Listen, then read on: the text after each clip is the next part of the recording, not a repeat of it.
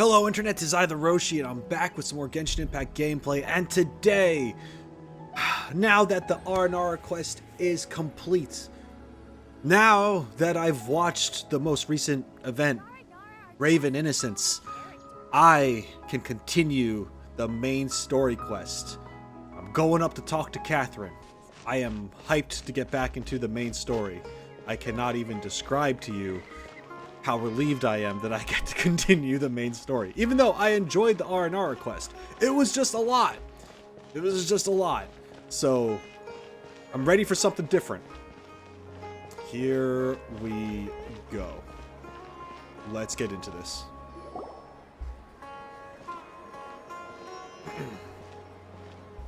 Ad Astra Avisask. We meet again, you two. Hi, Catherine. Do you have any commissions for us today? Commissions, huh? Let me think. Oh, how about this? Please attend the Akademiya's academic symposium this afternoon and recite a love poem on stage. Oh god. Wait, say what now? And if possible, please also use your camera to capture the reaction of the audience upon finishing the poem. That's a little weird. You say a poem, and then you're like, I gotta get my camera out! And you just start taking pictures of the audience and their reaction to it. I don't know. That's, usually you'd have someone else take pictures of that kind of thing, I guess, but... Huh? What kind of commission is that?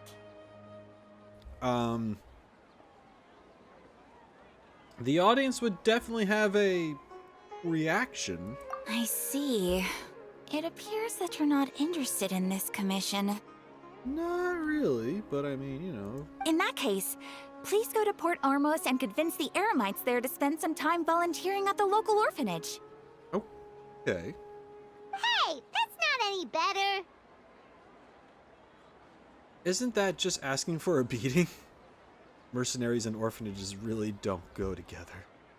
I'm sure the mercenaries will have some interesting reactions as well. Yeah. Paimon's gotta ask, just who exactly has been submitting these commissions to the Adventurers Guild? Oh, the commissioner? Well, actually, I just wanted to see the two of you in action.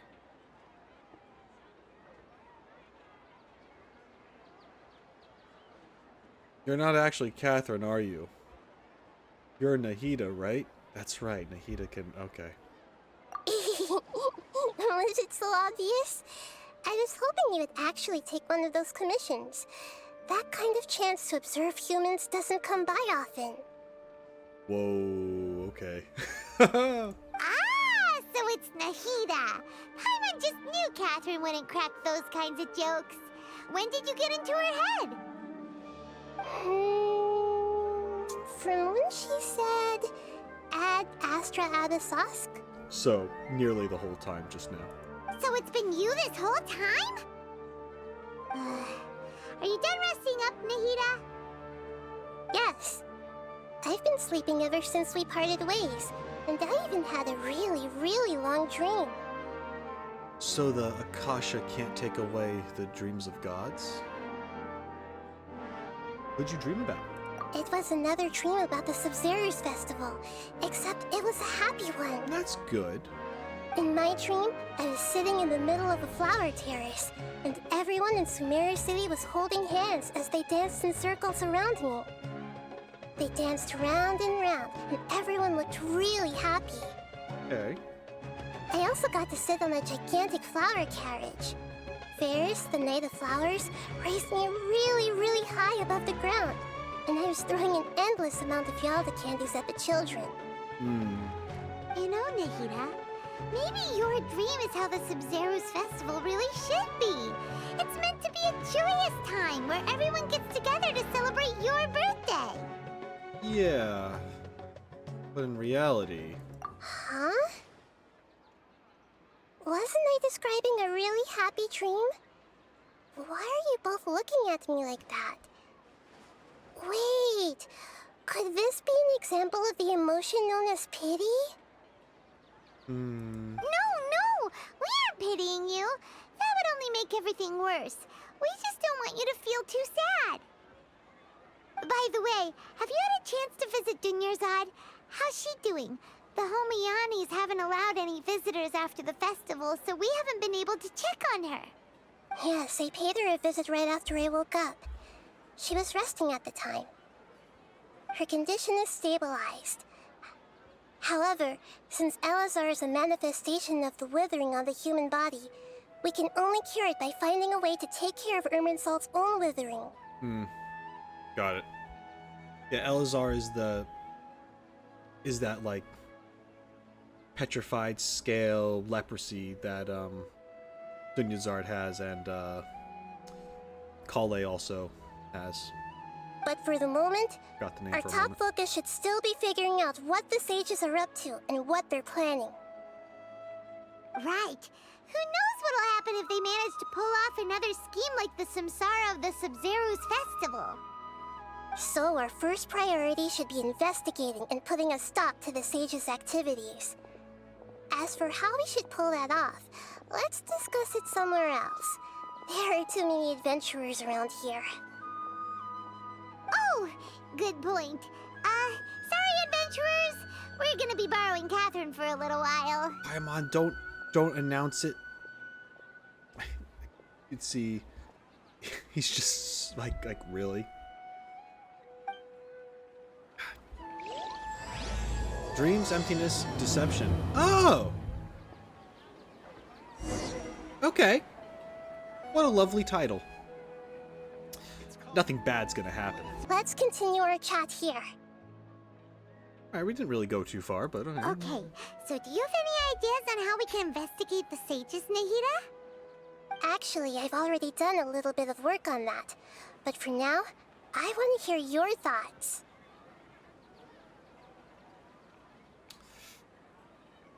I have a few. Possess a key figure in the Akademiya. Ooh. Possess a student and infiltrate the sage's quarters.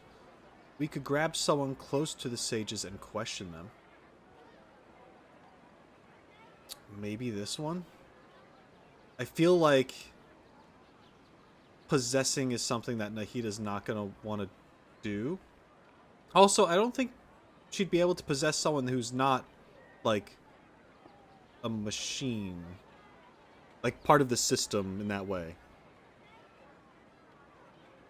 Right? Because Catherine's like a puppet from Snezhnaya. I don't think she's necessarily possessing people through the device that they wear. That's not how it works. At least I don't think so. It's literally just because Catherine is like that android puppet thing. Who's also linked to the system. Could grab someone close to the sages and question them. We're in the dark as of now.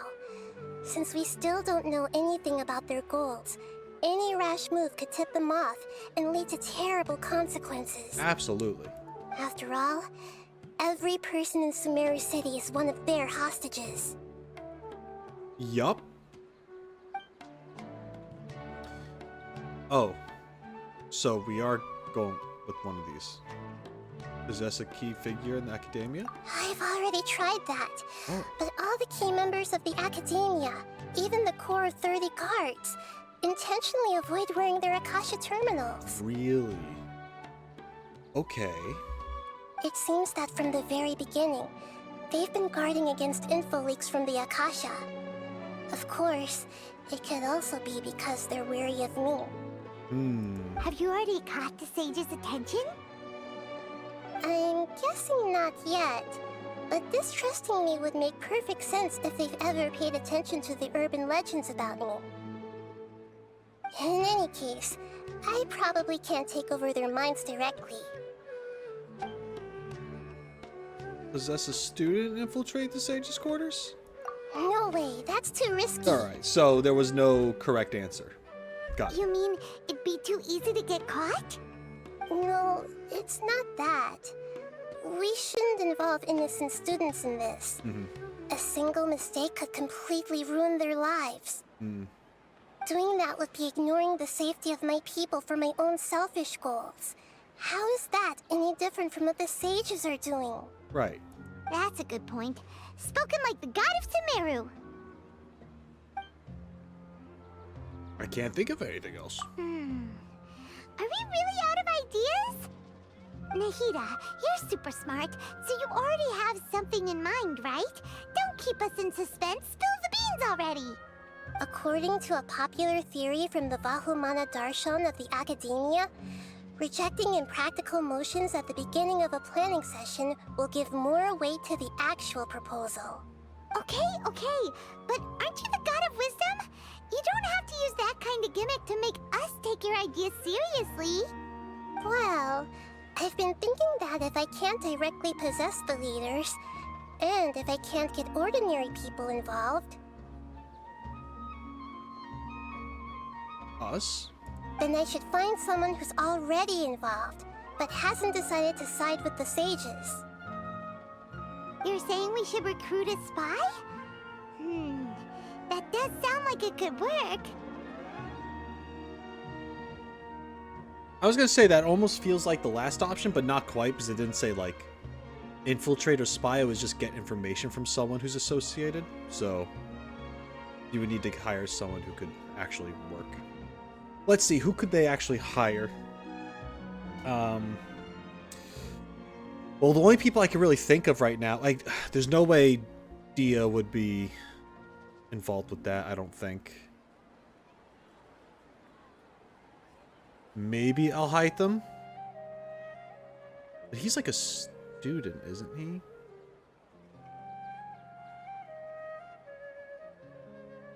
Would Dory? Being a merchant, is there a reason why she would be able to get close to the sages? I don't feel like that would work. I don't know. Nilou wouldn't be able to do it. They don't really like her. Huh. Oh, before coming back, we met someone named Alhaitham. Okay. He seems like he acts alone, and he likes doing stuff behind the Akademiya's back. That's true, he Probably does. aren't in cahoots. Actually, I already have someone in mind. Do you still remember that female scholar named Setaria? Do I? It's been so long. Setaria. Paimon remembers now. Isn't she the one who's always trailing behind the Grand Sage of the Akademiya? Oh, maybe. I don't... We ran into her basically every time the Sub-Zero's festival repeated itself. Okay. You could even say we're old enemies by now. Yeah, I remember that guy at the Sub-Zero festival talking crap to Nilou. I remember he was with someone else, but I just don't remember her very well. I just know that he was with someone. Paimon still remembers the smug and mean way she always spoke to Nilou. I've always liked observing all kinds of people, and Setaria has always stood out from the crowd. Okay. She was born in the desert and was hailed as their greatest genius. Her academic gifts allowed her special admission into the Akademiya, and also gave her the opportunity to serve as the sage's assistant. Oh, Paimon didn't know she was from the desert. She must be pretty special then. Paimon feels like most of the desert dwellers around the city are working as mercenaries. The name Setaria means star. When she lived in the desert, she shone like the brightest star in the night sky. Later on, she was chosen by the sun. The star was given a place in the daytime sky to complement the sun's dazzling light. Soon after, the star witnessed the sun scorching the earth, which brought forth many disasters. The star began to waver. Instead of staying beside such a sun, wouldn't it be better to return and light up part of the night sky? But in the end, she couldn't give up the radiance of daytime. To cope with her shame, the star buried her guilt and closed her eyes.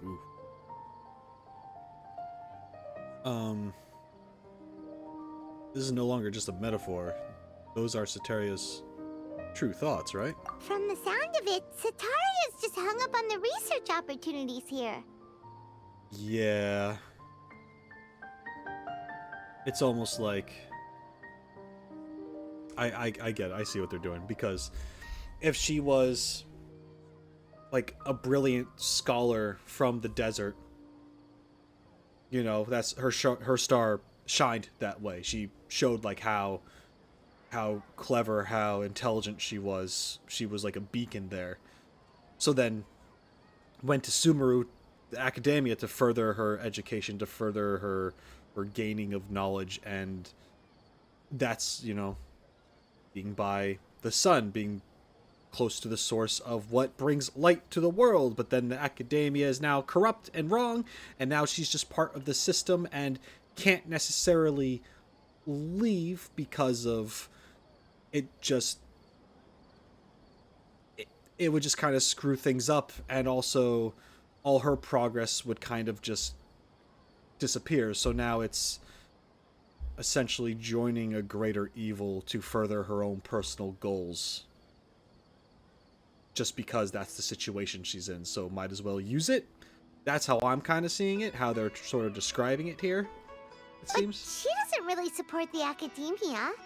She still feels guilty about not doing more for the desert, right? Right, yeah. She's just running away from her problems. Exactly. Indeed. When they are presented with complex moral issues, many people will simply plug their ears and go with the flow until the problem can't be fixed anymore. Yep.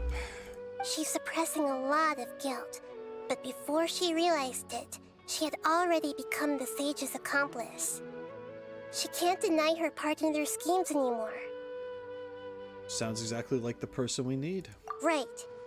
We must somehow make her face her problems again. That way, not only can we get useful intel from her, but she can also use it as an opportunity to redeem herself. Well, now we need to find a way to locate her, tell her about this situation, at the same time do it in such a way where it's not like she'll go reporting us. Yeah.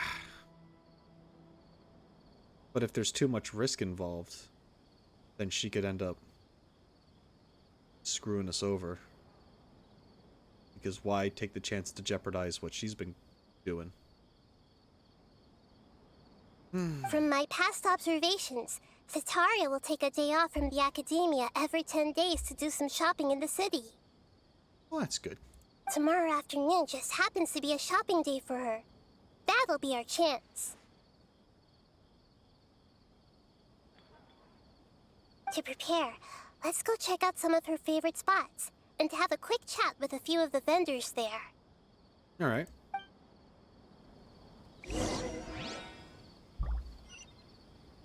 Let's go. This should be Setaria's favorite fortune-telling spot. Ooh. So should we ask the fortune teller about Setaria? No, I already have enough information on Setaria. The most important thing now is for you to pay attention to the vendor's talking style and key characteristics. Talking style and key characteristics? My poor lost lambs. Have you become troubled over your fates?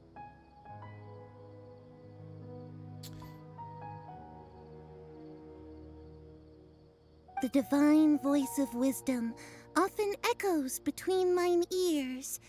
If thou be blessed today by the gods, I may be able to show you the way. You know Mona by any chance? Huh? Really? Nahida, you've been whispering things to her? Shh. My friend here has some doubts regarding his future. Can we get a fortune reading for him? That's wild how it's just she switches to Catherine's voice now. Of course, of course. In that case... Meow. Uh-huh. It would seem that Harut and Marut are quite wary of you. Perhaps, at some time in the past, you have somehow offended the gods. Only mocking the god of Animo, questioning the lord of Geo's financial savviness, and brawling with the god of Electro. Do those count? And we simply existed for what's-her-face in the very beginning to separate us from our sister. So there's that too, I guess. Hmm? Oh, nothing. Go on, pick an aspect for her to divine. Okay.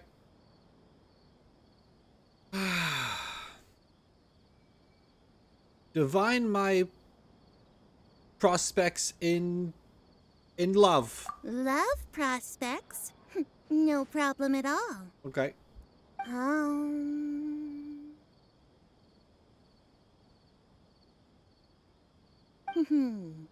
The gods have spoken.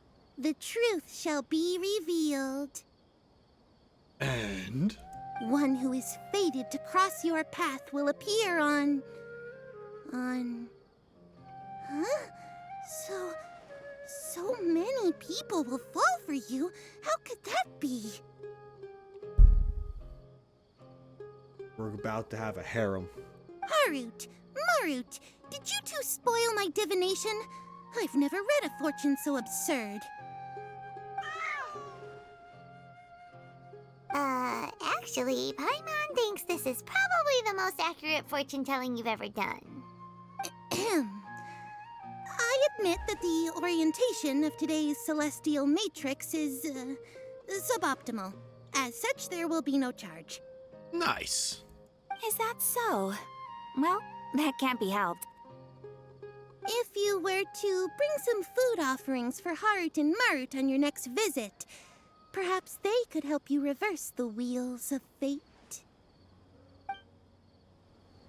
Let's go get cat food.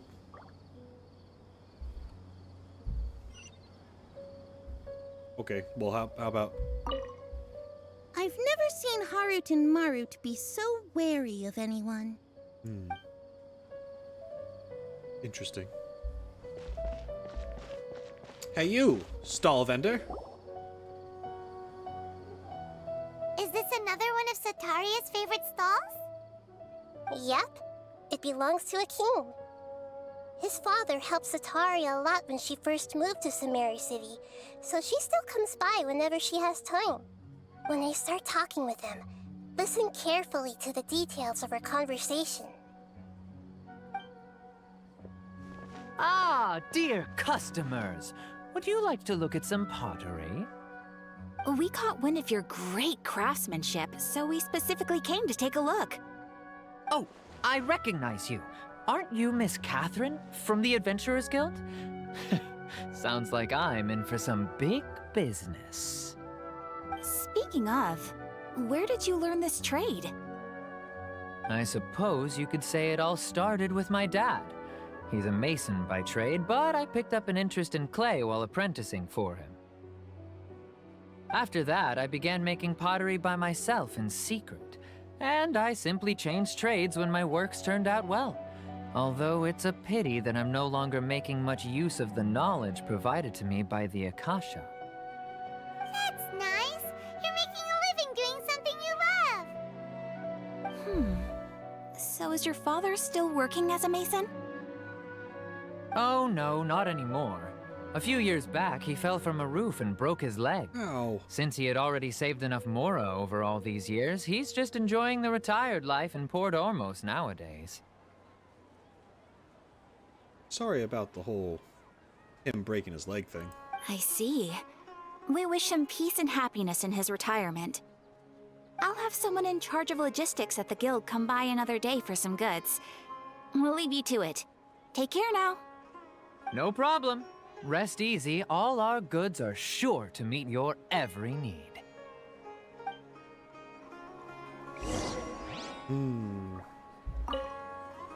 That was my first time talking with Miss Catherine. I'm sure I sounded a bit nervous. You sounded fine. Alright. Hey, you. This should be our final stop. Setaria's always thinking of this restaurant when she's working at the Akademiya, so she always comes by whenever she's out in the city. Nahida, you've really thought of everything! It's my duty to protect Sumeru's citizens, after all. Hi there. I feel like I've seen you down by the docks before. Probably. Huh? Sorry, I don't quite remember. If I recall, you were having a discussion with someone about shipbuilding at the time. Ah, that's right! I've always been really interested in feats of marine engineering. After all, I grew up in Liyue Harbor and spent my entire childhood staring at the ships going in and out of the port. I came to Sumeru to study, but failed to make it into the Akademiya due to my lack of talent. Oh no. But I'm still discussing all kinds of problems with different scholars. Good. And I'm continuing to study and perform research from the restaurant's basement.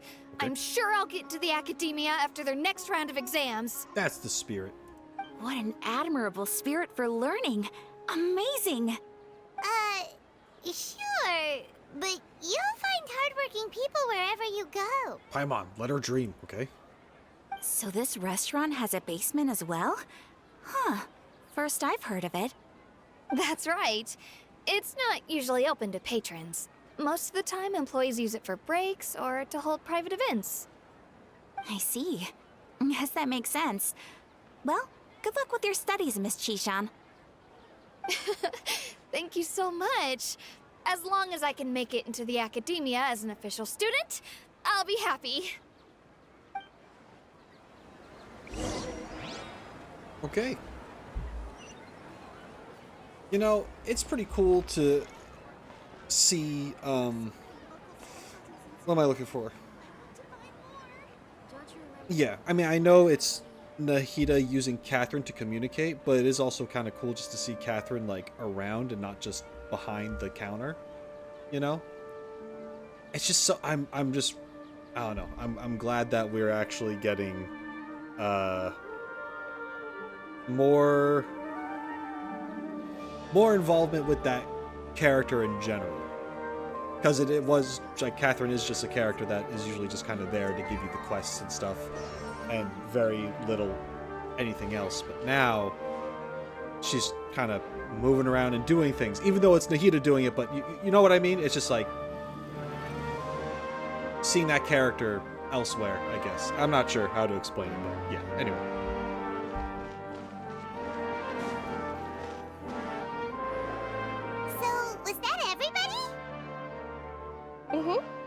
Three familiar faces should be enough for Setaria. What's the point of all the information we've collected? Nahida, you still haven't told us how you're planning to make Setaria face her problems.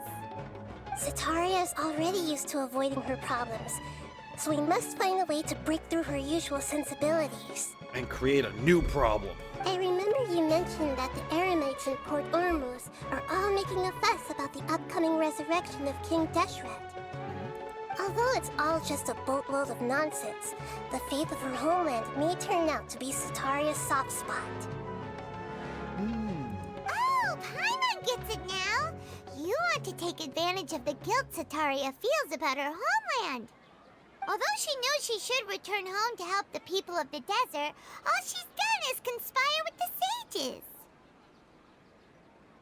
If King Deshret were to criticize Setaria's actions, if King Deshret were to make demands of Setaria...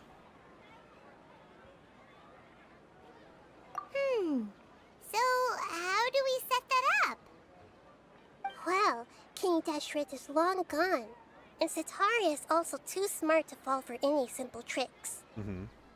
If we simply engaged her under the guise of King Deshret's believers, she would definitely be wary of us, and we may not get anywhere.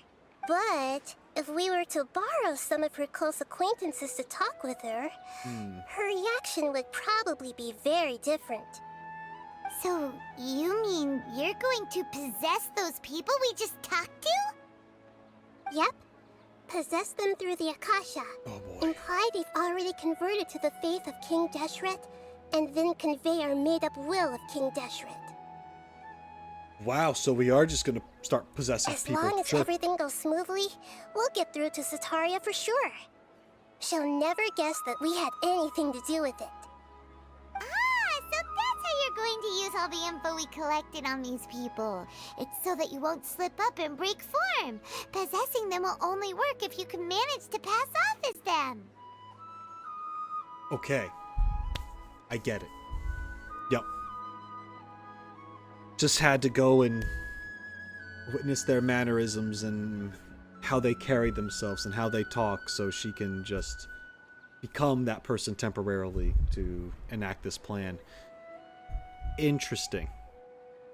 Interesting. Okay. Sure. Not where I thought this was going to go, but hey, Exactly. we're here. So, best of luck with impersonating them. Huh? Best of luck? But we don't know how to possess anyone. Yeah. That's no problem at all. I'll just share all their senses with you once I've possessed them. As long as you're also wearing an Akasha terminal, the effect will basically be as if you've possessed them yourself. Oh, no. Okay. Huh. That is pretty convenient. But why does he have to do this? Can't you do it yourself? Well, there's 3 of them, right? Although I've been observing humans for a while, I've never been good at imitating them. Oh, so I have to actually be all of them? Oh, boy. You're not wrong. It's always been painfully obvious whenever you try to pass as Catherine. I'll try my best. If it was at all possible, I would have preferred to leave these people alone. But seeing how things are now, I probably should just accept it and push on. Yeah, don't beat yourself up over it. We're only doing this to help everyone, and we'll only be borrowing them for a little while anyway. Yeah, sure. Alright, then let's give it a go tomorrow afternoon. Okay. Here we go. Time to start impersonating. No problem at all. Easy.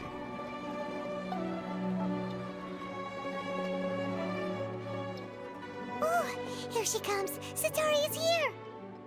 Let's quietly follow her. Once she starts talking to her acquaintances, we'll find a safe spot to begin possessing them. As for how we'll sway her to our side, I'll leave that to you. I trust you'll know what to say. Paimon's starting to feel kind of nervous. Okay, let's go. Looks like they've already started talking. Let's find a hiding spot and get started. I hope I don't blow it.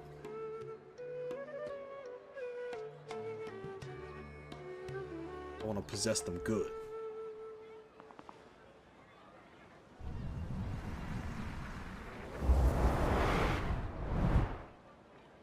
Oh God. That's wild. Oh That's no. right. You really can't force anything when it comes to love. And besides, everyone around me has a very different background and outlook. Oh boy. Are you still listening to me, Nahida? Oh, of course I'm listening. You were talking about troubles with your love life, right? I heard everything you said. This is wild. Is this actually speaking through her? Oh my God. Ether's talking, guys. But through her. Okay then. You just seemed a little distracted for a moment there. Strange. Your cats seem pretty worked up. Is something wrong? I always thought they were quiet, happy kitties. Oh, what are their names again? Aru and Maru. Ah, that's right. They are just little darlings, aren't they? Oh no, I was Harut not. and Marut. I was not paying attention nearly as much as I should have been.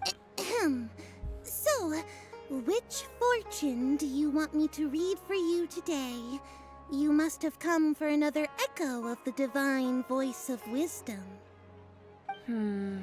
I'd like to get another reading on my love prospects, but to be perfectly honest with you, I feel like I've been a real mess recently. Sorry to hear that. A mess? Well, could you do a reading on how long it'll take me to finish my current project at work? I really just want to get it over with. I like the touch of her kind of looking over her shoulder and Paimon disappearing real quick. That was a good little touch. I hear you. No problem at all. The gods will reveal the truth.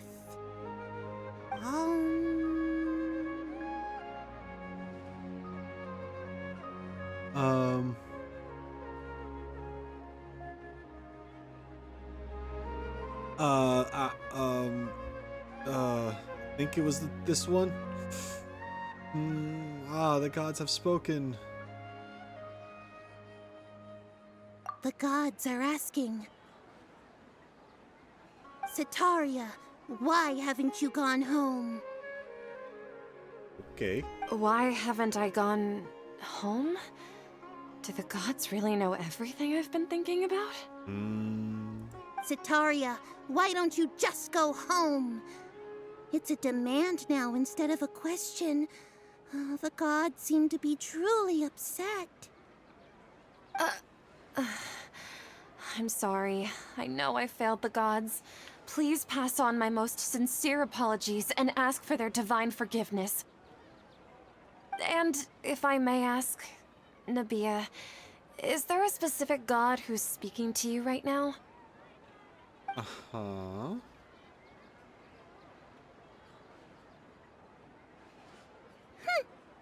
What an inconsiderate and naive question.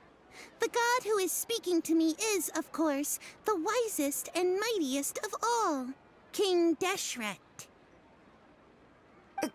King Deshret? No wonder he would make such a demand of me. Wait a second. King Deshret passed away a long time ago. Even though news of King Deshret's resurrection has been spreading like wildfire, it's all just a misinformation campaign from the Akademiya. How can King Deshret still exist in real life? King Deshret's resurrection is a misinformation campaign. Oh my goodness. Insolence! I am King Deshret's most loyal believer. Do you wish to refute his voice of wisdom? Oh, no. As a child of the desert, I am only reveling in his power upon learning that his divine glory has touched even this city. I will think very carefully about his demand of me. I'm sorry. I must go now. Wait!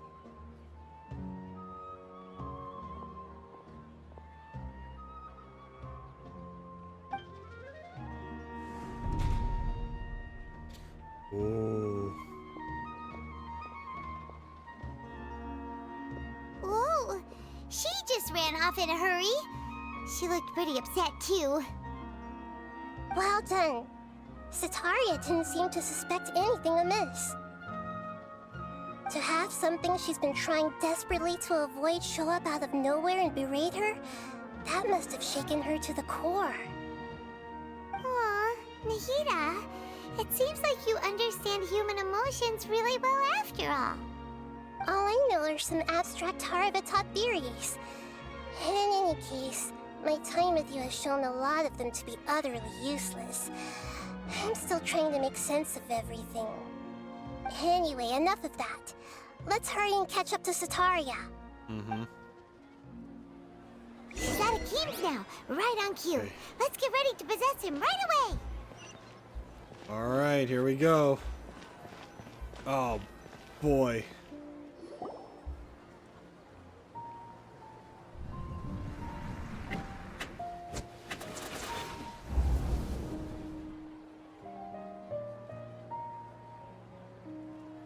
It's okay. I just got caught up in something. Oh, actually, didn't you ask me to help you look for work? What kind of work were you looking for again? Crap. Wasn't it masonry? Oh, no. Oh, right. Your old man's craft. Right. How Okay. could I forget? How could you? I would never. Speaking of, how's he doing? Is he feeling any better? He's feeling a lot better, and he's walking more now because he broke his leg before. Oh, that's good to hear. Yeah. I've been thinking a lot about him. If I could get some more time off, I'd love to pay him a visit. You totally should. Actually, while we're talking about him, is he still living in Port Ormos? Yeah, he's been retired there for a while. If you could find the time, please write him a letter. Let him know that recently, faith in King Deshret has taken root in Port Ormos and has begun to spread across Sumeru. He has a quick temper and has always been a devout follower of the Dendro Archon. I don't want him to get into a fight with those King Deshret believers because of a difference in beliefs. Oh? So, who are you siding with in all of this? The Akademiya or King Deshret?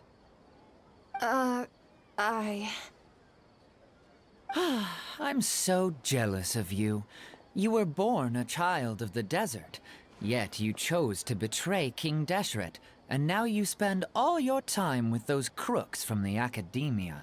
Damn. Okay, yeah, we're just going in, apparently. Akeem, you don't mean you've also become a believer of King Deshret? What's so strange about becoming a believer of the wise King Deshret? In fact, aren't you the strange one? The one who still can't pick a side? Can't pick a side? Me? Whoa! Paimon had no idea you'd be so good at this. I wasn't too harsh, was I? You really zeroed in on the issue and put it right in front of her.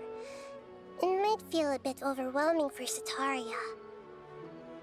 But once everything is over, I'll be sure to pay her a visit to her mind and explain everything. Anyway, let's keep going. I mean, if I was Setaria, I'd start thinking, like something feels out of place. I'd be like, why is someone, like why are these people getting so aggressive and talking about the same thing? I don't know. I not that I would know that they're being mind controlled, but I'd just be like, what is going on? Like, this is odd. I don't know, but I get what they're trying to do.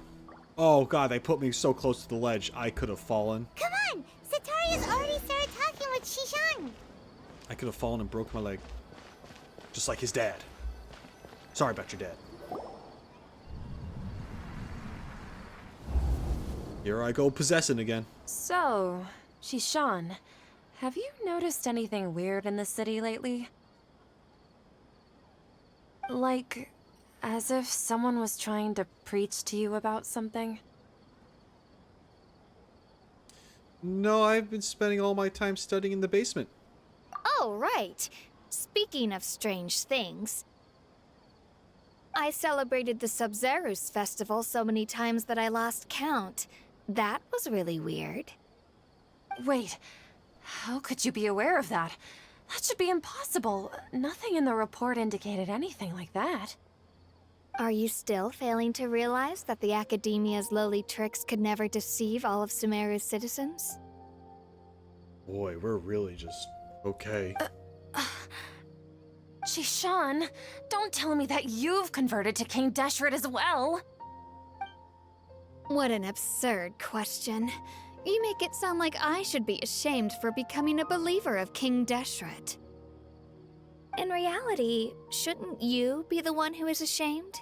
You, who works side by side with the Akademiya and treated people as nothing more than experimental subjects. Damn, Ether in like the minds of these people is really just bringing the sass. It's like, okay. Please, please stop! Damn. Even now, Setaria's still trying to run from her problems. Did I push too hard? Maybe a little bit. She can no longer justify everything to herself. Hey, she's trying to talk to the guards. What should we do? Possess the guard. This is the most important part of all. Quick, get ready. Mercenary, you're a member of the Corps of 30, correct? Please help me pass a message to the Matcha right away. The situation in the city is getting out of control. Please, try to remain calm, miss. Tell me what's happening in the city. Heretics are infiltrating the city, and they've already converted many residents to their side. Oh man. Heretics? What kind of heresy are you talking about? King Deshret! Many people I know have suddenly started believing in him, but he's long dead. It's impossible. Miss Setaria, nothing is impossible. You know my name? King Deshret is immortal, and all who defy him will one day pay the price. Oh boy. You must face the truth, Setaria.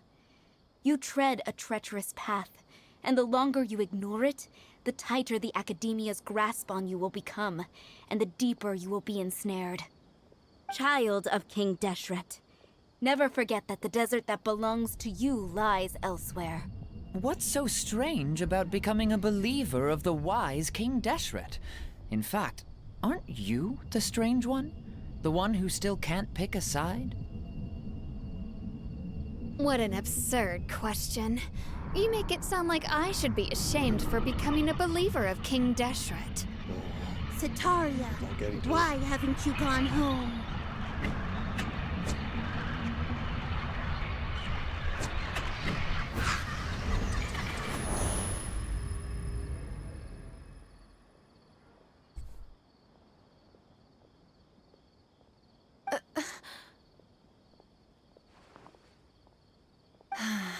It seems that no matter where I run, I only keep finding more believers of King Deshret.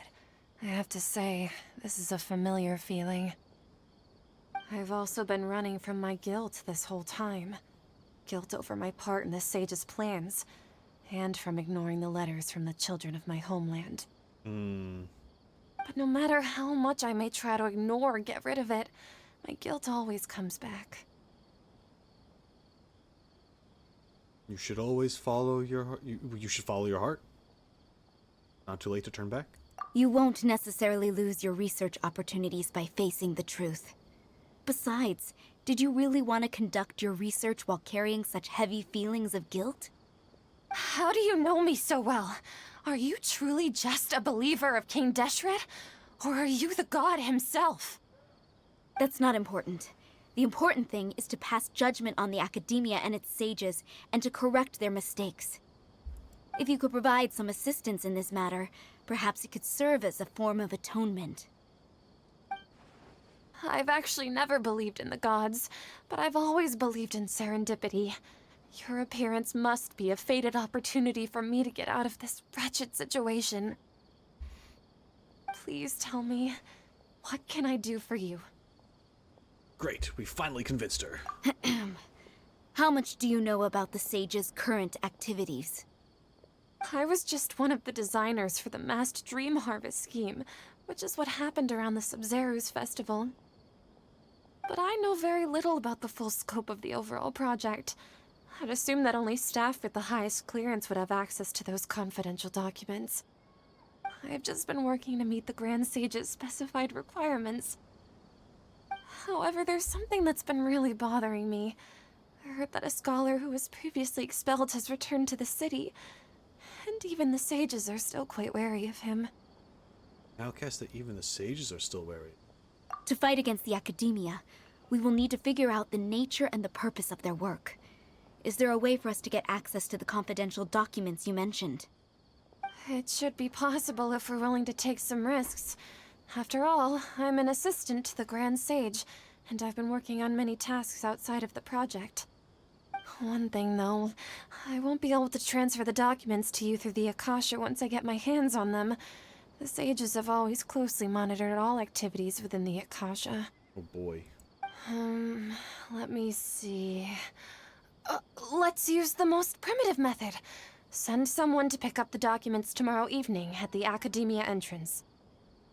The Akademiya entrance. Wouldn't that be too conspicuous? Don't worry about that. I assure you, this won't be a trap. I'm only suggesting this location because it'll draw more scrutiny for me to leave the Akademiya again. It'll be safest for me to distract the guards long enough to hand you the documents. All right, I trust you. So, if I were to successfully complete this task, would it mean I've atoned for my wrongdoings? That'll depend on the judgment of the Dendro Archon. The Dendro Archon. That's right. Her people are the ones we have endangered. As the god of wisdom, she's also the one responsible for judging and guiding the scholars. Maybe it's time for me to find a god to believe in. Okay. Just as Nahida predicted, we've managed to bring Setaria to our side. The Traveler's execution was ingenious. He's the one who deserves all the praise. Well, now that we've made plans to meet again tomorrow evening, all we can do is pray for Setaria's mission to go off without a hitch. Pray? But if we're going to pray to the gods, aren't we just praying to you? God of wisdom and guardian of the scholars? No. The truth is the true guardian of scholars. I've always believed that. Anyway, let's meet again tomorrow evening at the Adventurers Guild. Interesting. The truth is the true guardian of scholars. I like that.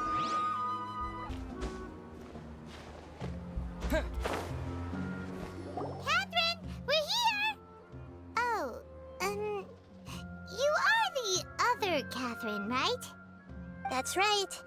I suppose I'm the other Catherine in your mind. We just call her Nahida. Shh! We're on a secret mission tonight, so we need to protect Catherine's identity. I mean, I would agree with Paimon here. Yep, Paimon's right. We cannot fully rule out the chance that the meetup tonight is just a trap.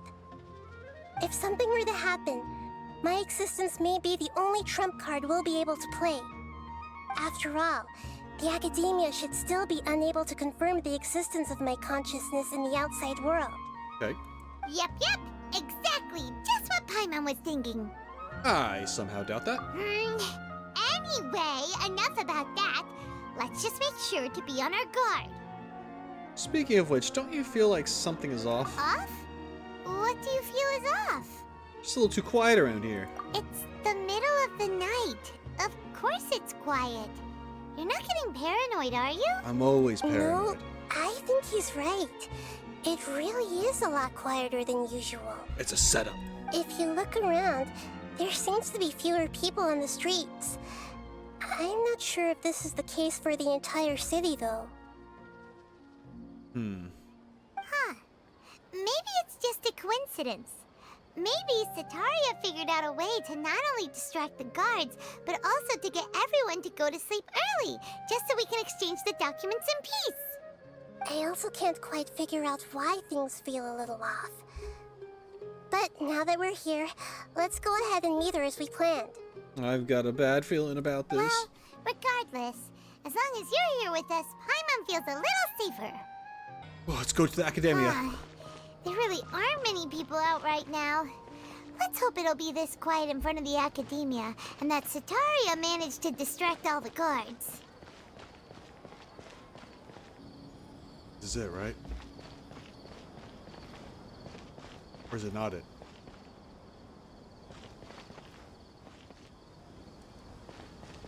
Okay, yeah.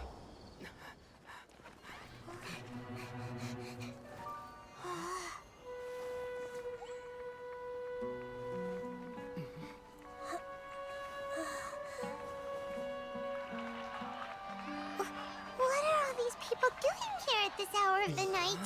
Yeah, this feels weird. Ah, the triumphant hero returns at last. And to a rather spectacular welcome, even if I do say so myself. You're the outcast, expelled from the Akademiya. Indeed I am. Although these days they tend to call me the Doctor. Oh boy!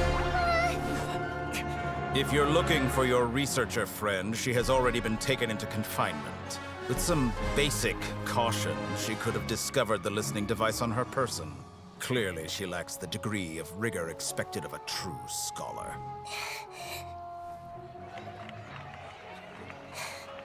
The people of Sumeru City. What have you done to them? I simply made some minor adjustments to their Akasha terminals. Now they can deposit information directly into the subconscious. As you can see, all these lovely people now believe this traveler is a hero who has just saved the world. Boy. My experiment is a success. And now it seems they can no longer hold back their sheer adoration. Oh no, what should we do? These are all just regular people. Leave now. You need to get out of here. But that guy's a Fatui Harbinger. We can't just leave you here. Nor can I abandon the people of Sumeru. Oh, boy. Okay.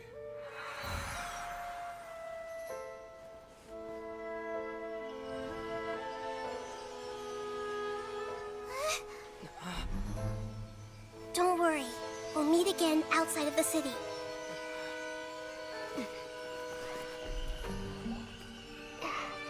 I see. You appear to have overridden their mental faculties with your own consciousness. To possess such a powerful mind, you must be the God of Wisdom.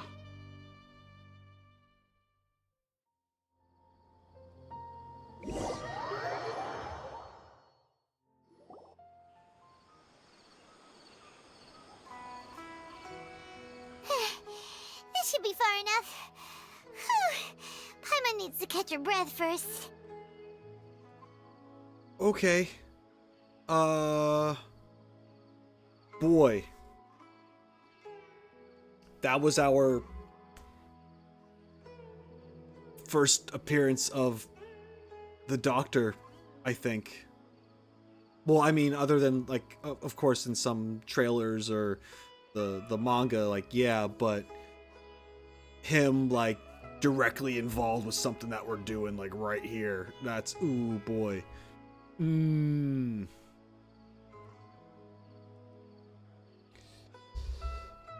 Oh, man. Okay. I remember from the version trailer that I reacted to forever ago, it seems, that, I think he appeared in it. Or was at least referenced or something. It's foggy, I don't remember, but yeah, him just straight up acknowledging us in that way. Oh man, okay. Alright. I also, it makes sense, but I didn't realize that he was the outcast that they were talking about from the Akademiya. I didn't put that together. But that makes sense. And I feel like that has been mentioned somewhere before, but yeah. Anyway. Alright, we are in it. Is Nahida going to be okay? We only made it out because of her. She can jump between minds. Hopefully she'll be fine. Paimon wasn't counting on running into a new Harbinger here, let alone such a high-ranking one. That guy was number 2. So scary. He called himself the Doctor. Remember, Tighnari told us about him. Right. Setaria did say that someone who once got expelled from the Akademiya came back recently. Right, yeah. And that even the sages are wary of him. Yep. Sounds like she must have been talking about the Doctor. We underestimated the scale of this problem. Yeah. Now that the Doctor's in the picture, we're no longer just dealing with the Akademiya. They're in cahoots with the Fatui. But what are the Fatui after this time? Another Gnosis? We need to find a way to reunite with Nahida. Yeah. Things would be a lot easier with Nahida's help. Nahida said we'll meet again outside of the city. But we can't just keep waiting around, right?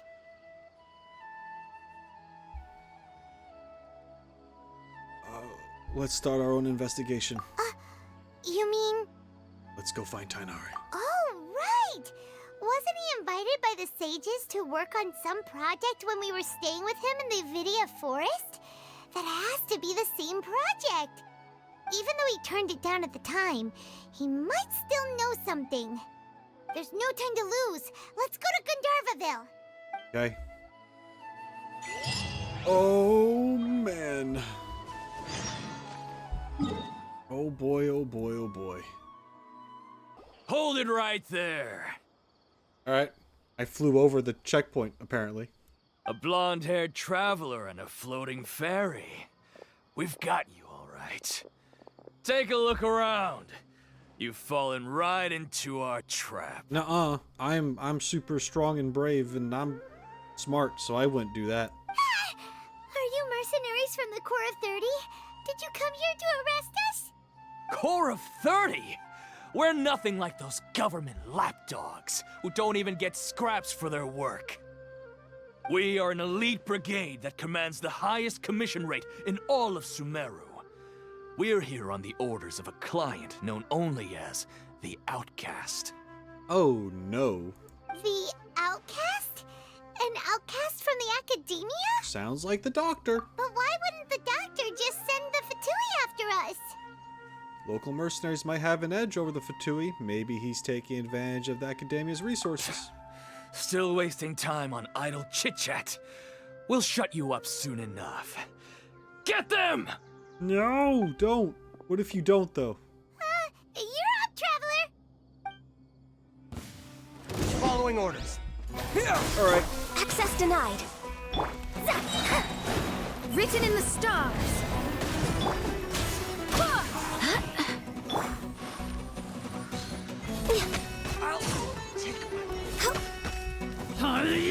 Ow! Scatter! Bastard.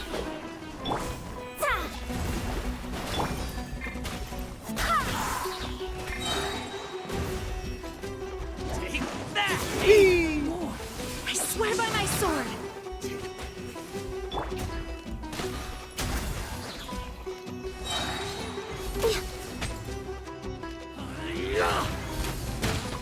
Ow. For Rex Lapis. Propagate! Germinate! Go as one!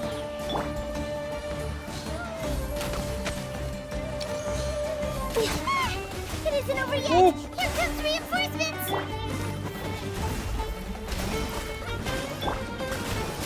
Oh, I'm stuck.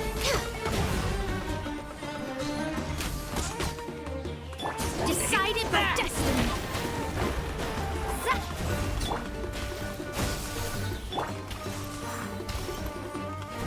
Where? No more! That was pretty rough. Is that what elite mercenaries are like? Probably won't be long before we see more of them. Yeah, looks like we'll have to keep our guards up. But this doctor guy seems like a pretty tough opponent. He knew exactly where to set up an ambush. Did he predict that we would try to find Tighnari? Going up against smart people is tough. Anyway, let's keep going. It's a good thing I too have a thinking brain. Otherwise, we'd be in deep trouble. I would have expect Tighnari to be in some trouble too. Like fighting off people. Or like trapped in his own home or something.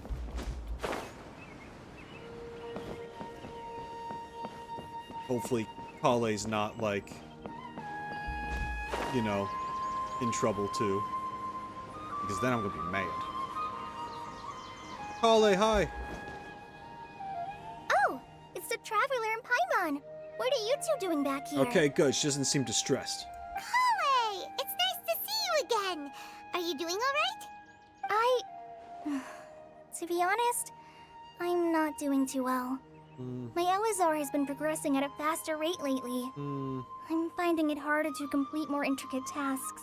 Oh. As a result, Master Tighnari is taking me off the patrol schedule. He will only allow me to stay here and coordinate other people's tasks. Oh, Kale. Seems that curing Irminsul is our only chance. Speaking of Tighnari, did he go off on patrol? We're here to talk to him. Oh, Master Tighnari? He just left the Avidya forest a little while ago. He was headed to Party's DI. I don't know what that is. He left? But isn't Tighnari always saying that he never wants to leave the Avidya forest? He even turned down the sage's invitation. I thought it was weird too. Master Tighnari always prioritizes his work as a forest watcher above everything. He almost never leaves his post. He left in a hurry this time, though. You didn't give a reason? No, I only found out that he left through a message he left behind. He also made sure to delegate all his tasks using a schedule. To leave in such a hurry? I'd guess he had something urgent to take care of. Okay, so he definitely knows something, right? Master Tighnari originally studied in the Immorta Darshan of the Akademiya, and Partis Dhi is something like the Immorta's research base. Many rare shrubs and grasses have been planted there for research. I know that before he became a forest watcher, Master Tighnari once spent a long time conducting research at Partis Dhi. A research base, huh? Gotta wonder what kind of research Tighnari just decided to work on all of a sudden. Oh, we don't have a lot of time, so let's go look for him at Partis Dhi. Please take care of yourself, Kale. Don't worry, I'm fine. I'm used to living with Elazar by now. If you run into Master Tighnari, please send him my regards. Okay. Got it. Will do. See you later, Kale. Okay, so we're gonna go to this location, which I haven't really explored.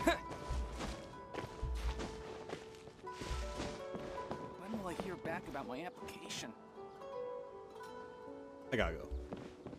Can't help you with your application. This place is cool. This is neat. Got giant lily pads. Yeah, this is cool. Moving on. Okay, there we go. Is there a way I can grab this without starting a thing? Hold on. Yeah! It's beautiful! Alright. Hi, Catherine. Wait! Look who it is! Nahida. Thank goodness you're okay. We were so worried about you. You are Nahida, right? Hey, this was supposed to be a touching reunion, but you're ruining the moment. I have to know. Actually, it's very smart of the Traveler to be wary of me right now. After all, the Doctor has shown that his technology can apparently even control human minds. Yeah. Are you being told to say that? Plus, it's not like you could have known what happened after we split up, and I was facing the Doctor by myself. Yeah, how'd that go? Even a pool of stagnant water after a torrential storm can occasionally pass as a patch of sky. Paimon feels like only the real Nahida could come up with such an obscure analogy. I believe you. Huh? But I wasn't trying to win your trust or anything. All I wanted was to clarify my point. But I believe you. Well, we understand that point now. Please, Nahida, tell us more about what happened. Are those poor people all right? When you left, I was still in the middle of restoring everyone's minds. Thankfully, when the Doctor mentioned depositing information into the subconscious, he didn't mean engraving information into their minds. Instead, he did something closer to creating hallucinations. That was still within my power to fix. Good. Luckily, I managed to finish my restorations and mind jump away from him just as he was about to capture me. Okay, also good. Whew. What a relief. The Doctor sure pulled out some hidden cards, but good thing we had Nahida with us. Mm-hmm. I wouldn't be relieved just yet. I gave away my true identity when I restored everyone's minds, which means we've lost another one of our trump cards. Okay. Also, the Doctor is already an expert at modifying Akasha terminals. Maybe it's only a matter of time until he captures my consciousness inside the Akasha. That would be really bad. Would that mean you'd no longer be able to jump between minds? Then how do we stop him? He's still at the Akademiya, so it's possible he already started messing with the Akasha. Our position will only get worse with time. Ugh, it feels like he's toying with us. What a nasty piece of work. He's always toying. Plus, the doctor's combat ability alone is apparently enough to make him worthy of being number 2 of the Fatui. Yeah, I guess so. Right? He's not just a mad scientist, but he probably has some serious combat skill as well. It's just a little worrisome. We shouldn't give up hope just yet. Let's try to find another way to attack this problem. Actually, Nahida, how did you know we were trying to get to Party's Thei? Have you been waiting for us? Yes, I have. I can see the Traveler's elemental energy, so I deduced your destination by looking at the direction you were moving in. You didn't come here for sightseeing, right? Did you find any leads? Looking for Tighnari. We're looking for a scholar we know. His name is Tighnari, and the sages once tried to reach out to him. Why don't you come inside with us and see what we can find? Okay, let's just hope we won't get him into trouble.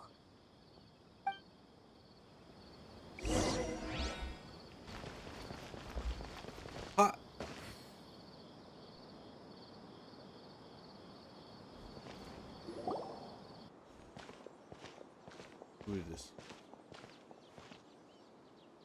Who that? Traveler? It is you! Oh! Ah, it's Hypatia! Long time no see! Ah, what a pleasant surprise! It's so nice to see the two of you again. Who's this? She's a scholar we met in the Avidya forest. When we last saw each other, she was still training in the... what's it called? Satyavada life? Oh, I see. That's right, we're old friends. You've come at just the right time. Ever since I've come here, hardly anyone has even talked to me.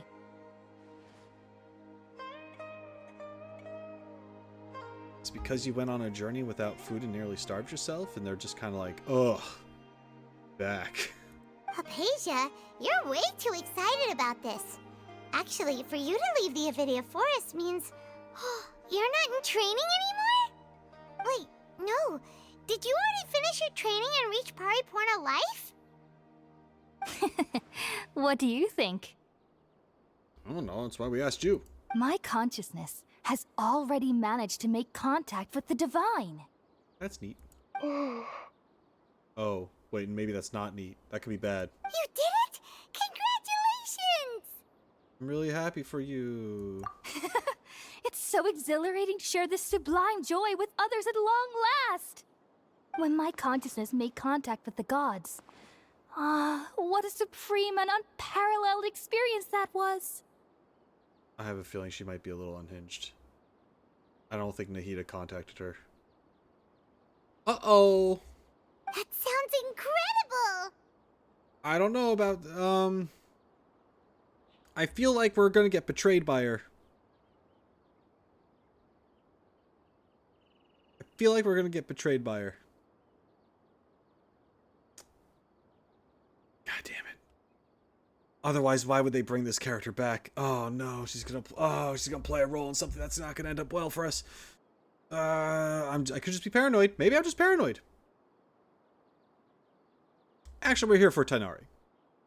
Oh, all right. Actually, please wait. I haven't forgotten my promise to you. I did. Remember? Nope. I promised to help you understand what you saw from Irminsul once I gained deeper insights. Yes. My current self has not only gained true insight, but I can even help you establish a direct connection to the consciousness of the divine. I don't... You can do that? You believe her, Nahida? I've never heard of anything like that, but if you want to give it a try, I'll do my best to protect your consciousness during the process. Hold on. I brought some spirit borneal with me. This is still a crucial part of the ceremony. I don't want your drugs. We're using that incense again? We don't react well to that. We have no time for this.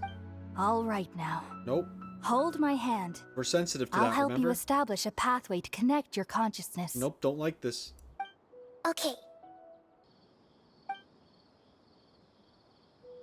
Ready? I don't know.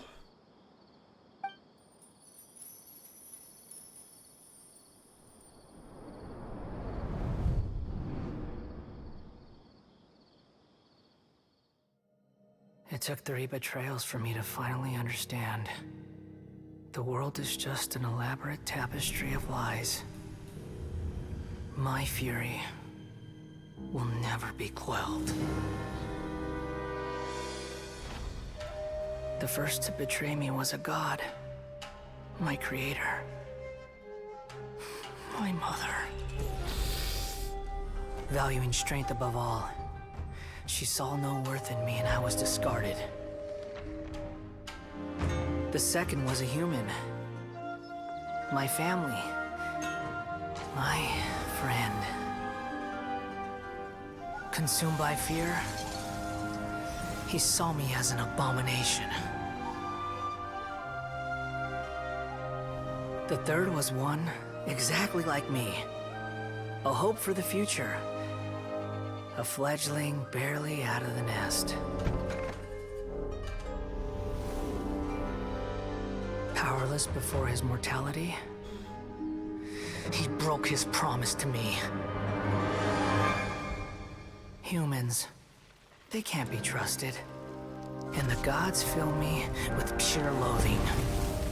So I said good riddance. I denounced the world and laugh in its face. My chest will never again be defiled by worldly filth. I will scrub away every last trace of human emotion. Then it will be empty, a blank slate, and ready to receive a supreme gnosis, brimming with pure divinity.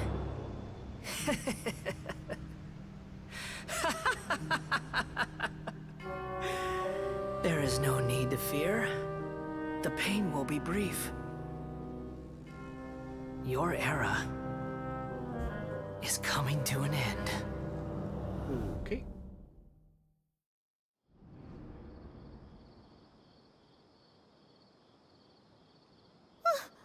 What was that? Oh no. Oh no. Oh no. Great little cutscene we have there with Scaramouche at this point. Oh god. Oh god, we're getting in it.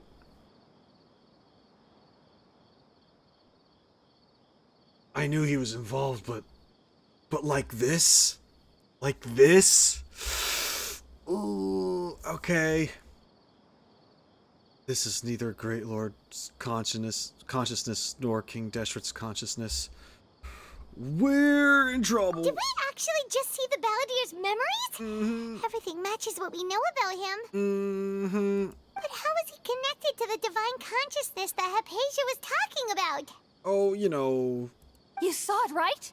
You felt it, right? Oh, God. Such a majestic god! Such a noble will! Such sublime emotion! Yeah, that's what I'm kind of putting together right now with the whole, Ooh. Alas, shame. If only... Oh, no. If only that which beats within my chest wasn't a filthy mortal heart. Oh. Oh, great and merciful God! Please grant me forgiveness and salvation!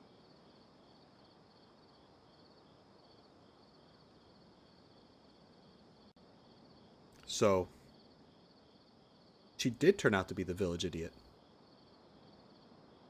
Do you understand now? I'm afraid this is no periporno life, but rather... Wake up, Hypatia. You! Why are you so mean to me? Why is everyone hiding from me? I just told you to wake up. Wake up, sheeple. I found divine wisdom. Shouldn't I receive praise and honor? Haven't I uncovered that light in the darkness? You got high in the woods. Sure. Hypatia? how I always thought everything should be. Wait. Have I already lost my mind? Yes. Yes, you have. We can talk about it, though. We can be cool. We can be super chill. And recover. And be friends. Wait, something isn't right. What? Oh, no.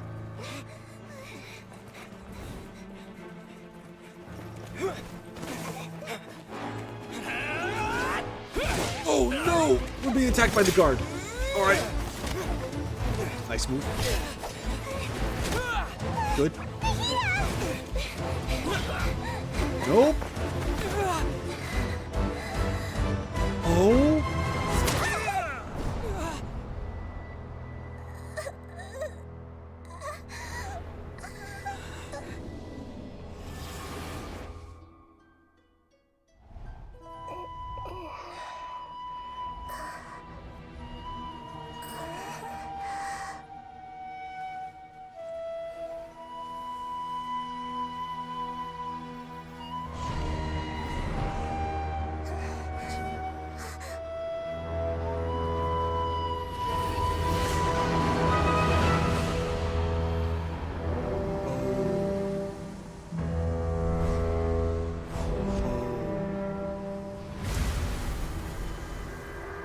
Okay. Like that, huh?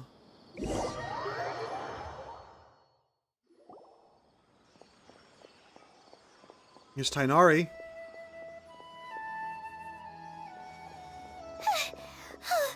Okay, we finally lost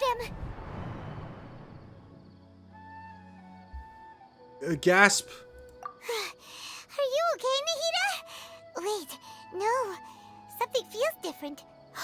You're back! Oh, did Nahida jump into his consciousness when they touched for a moment? But now, the Balladeer has Nahida. Oh. Oh, the Traveler's back? What just happened? Nahida was controlling your body for a while. It seemed like she jumped over to you as an emergency measure right before the Catherine puppet was destroyed. Oh, man. Oh, man. Okay. That's crazy. I once again, in the version trailer that I remember, they did show, like, Catherine getting stabbed. Didn't think it was gonna be, like, the own guard of the place. I thought it was gonna be, like, well, I guess it is technically the Balladeer's doing, but, you know, like, I'm just, like, oh, but then she jumped into his consciousness, but now she's probably more trapped again. Like, I don't, a lot going on. It's crazy. After that, Tighnari heard the commotion and came over. He helped us defeat the mercenaries, and then he ran with us all the way here. This time she didn't just transfer her mind into my body. Our minds swapped places, that wasn't Nahida's perspective. That was our perspective through Nahida just then. Got it. Okay. What? You swapped places? You mean your consciousness also went into Nahida's body? You see, I was in a flower carriage, and it was my birthday. Sorry. Wait, then where is Nahida's consciousness? Where is she now? Not in a flower carriage, in case you were wondering. I never imagined that an individual's consciousness could be transferred around like this. Had I not seen it with my own eyes, I would have never believed it. I don't think this can be achieved with current human technology. Yeah, I guess.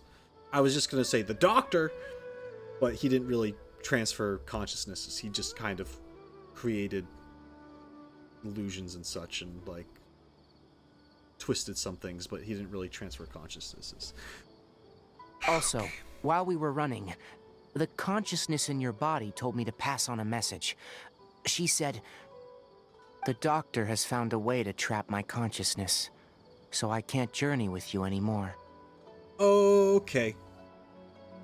At least the message was passed. But even in a moonless night, a shower of starlight can still drown out illusions and lies. Okay, well now you're just... Do we have to do the poem? Even in a moonless night, a shower of starlight can still drown out illusions and lies. Cool. Cool. What's wild about that statement is that the moon, like, holds the truth to a lot of things. But she's saying even without it, like, we can still uncover what's really going on.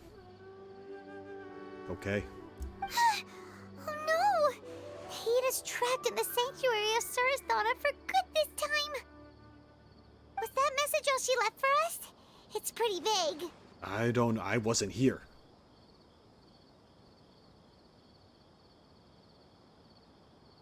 We can't let the doctor figure out what we're up to. Oh, that makes sense.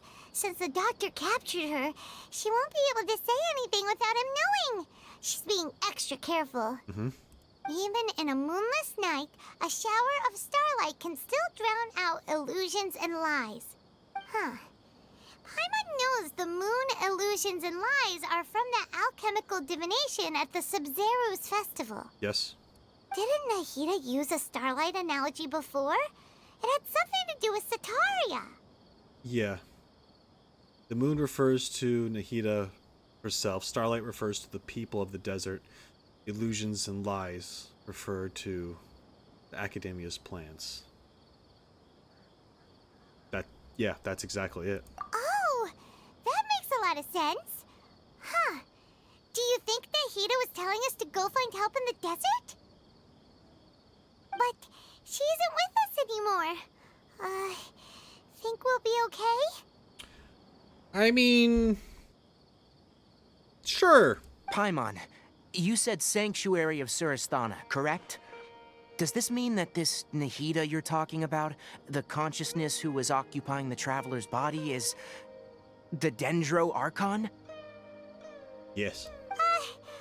Your guess is correct, but the situation's a bit complicated, so it's really hard for us to explain right now. That's all right. A scholar's curiosity doesn't need to be appeased right away. As for the complicated nature of the situation, safe to say I have witnessed that for myself. See, Tighnari. There's the Dendro Archon, right? She's all like, am I worthy of being the Dendro Archon? She's also kept in a bubble. The Akademiya keeps her in a bubble. And it's kind of like, you know, this Dendro Archon, not as cool as the previous Dendro Archon. That makes her sad. She's not really allowed to celebrate her birthday too much. They don't really want the people, to celebrate her birthday. It's pretty sad. But she can bounce around the Akasha stuff. And she's been talking to us through Catherine, who, by the way, is a robot puppet thing made from Nahida. You following? I've spent some time with you, and it looks like the Dendro Archon's also on your side. So, I trust you. Okay, good. That worked out. Thank you, Tighnari. Oh, actually, we came here to ask you a question. What do you know about the project that the sages have been working on? That. While I was indeed invited to join that project, the sages were always secretive about its scope and goals, so I eventually declined. All I know is that the project has something to do with the restoration of Irminsul. I think I know what the project is about. I just received some new intel. Huh? Did you see something when you were in Nahida's body? The Akademiya is turning the Balladeer into a god. You know. Just a Thursday. What? Yeah. Do you have any evidence? I saw a nascent god under construction. A nascent? I don't know what that word is. A page that also showed us a so-called divine consciousness.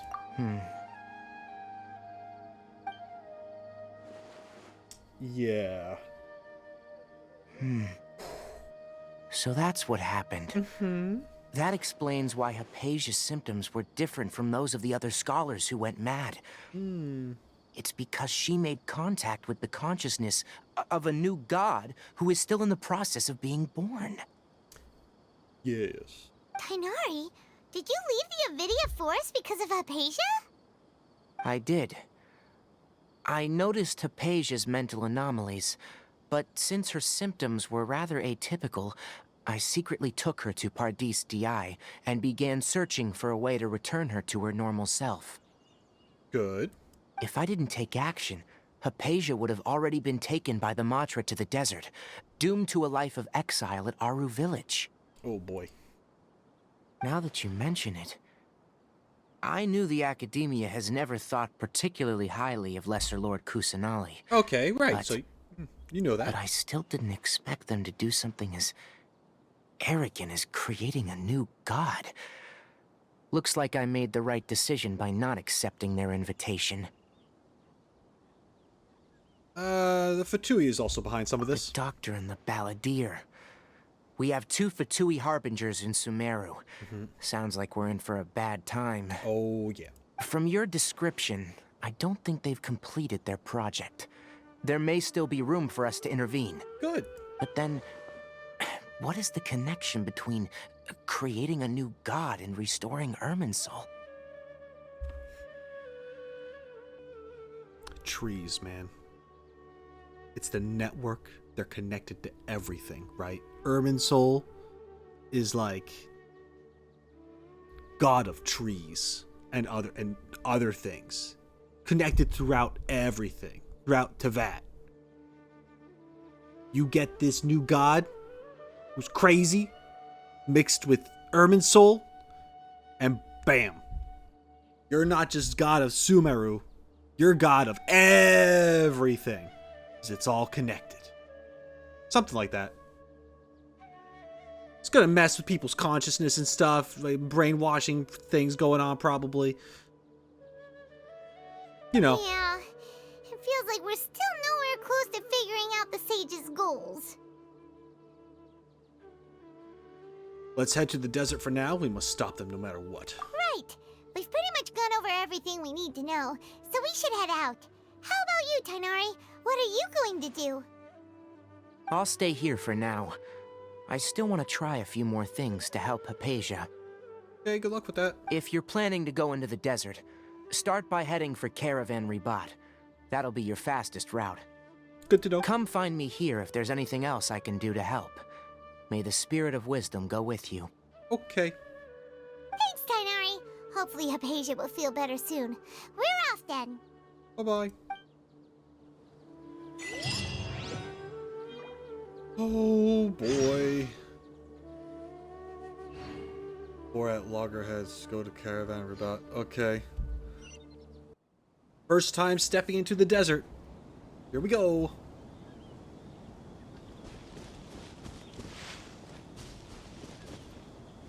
Scatter!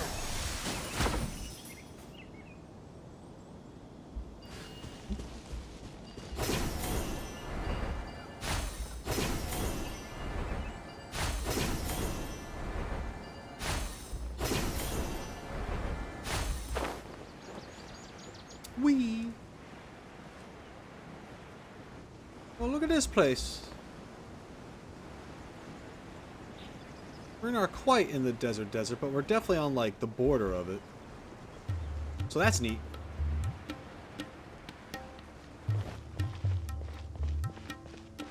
Alright. Hi, everyone. It's me. I don't know if I go up or around, or... Let's go this way. There we go.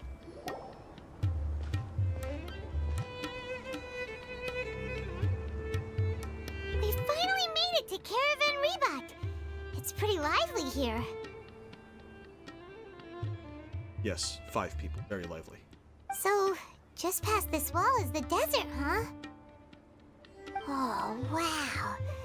Paimon remembers hearing people call this the Wall of Samiel. It's made to block sandstorms from the outside. Oh, if it's this tall, it's gotta be the divine work of Greater Lord Rukkhadevata, right? It is indeed quite impressive. Truly awe-inspiring. Enough gawking. Come on, follow me. Hey, I'll hide them. Huh? I'll hide them. Over here. Okay. I'll hide them with that way! Let's hurry up and follow him. Wonder what he's up to. Being a nerd. A very handsome, attractive nerd. That's my guess.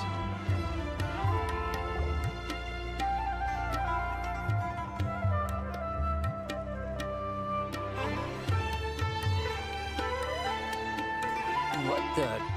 Where did he go? Oh. How did we lose him?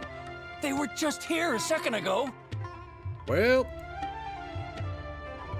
More Eremite mercenaries? Who are they working for this time? Anyway, Traveler, it seems like we were being followed again. Mm-hmm. You were too careless. You should have noticed those hopeless amateurs trailing you a long time ago. Thanks, I'll hide them. There's no need to thank me. I've never cared to keep track of personal favors. Okay. All I did was correct a mistake I happened to come across. It's a habit I developed at the Akademiya. Damn. He just saw us and he was like, that's a mistake right there. Firstborns, am I right? You really gave Paimon a scare, Alhaitham. We never thought we'd run into you here. Last time we met at Port Ormos, didn't you say you were going back to the Akademiya? Wait, don't tell Paimon that you're here to take us back on their orders. Oh, so you've already landed yourselves on the Akademiya's hit list. I can't say that I didn't expect it. However, had I wished to turn you over to the Akademiya, don't you think you'd already be the Eremites' honored guests by now? Yes. Oh, right. You do have a point. Did you participate in the Sage's big project? I have no interest in running errands for that project. As a scholar, I've always belonged to the camp that promotes researcher autonomy. And these days, you're more fascinating than anything the Sages can offer. So, you were actually looking for me? Not quite. To tell you the truth, I'm still investigating the Divine Knowledge Capsule. Unfortunately, I've run into some difficulties. Okay.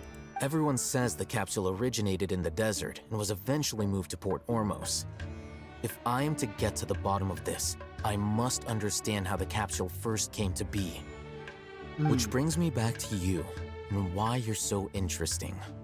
Okay. The leader of Ainul Ahmar used the Divine Knowledge Capsule right in front of you, and upon seeing him, your expression became perplexed, and you were lost in thought for quite some time. To have that kind of reaction, I think you must have realized something. Are you interested at all in sharing what you've been hiding from me? Are you interested in not being a sneaky guy that takes stuff from me and walks away? Must be because I was so shocked to hear those words again. World, forget me. Alhaitham, you really have a ridiculous eye for detail. What kind of person even notices or remembers stuff like that? The situation's a little complicated. I can't share what I know just yet. So that's your answer.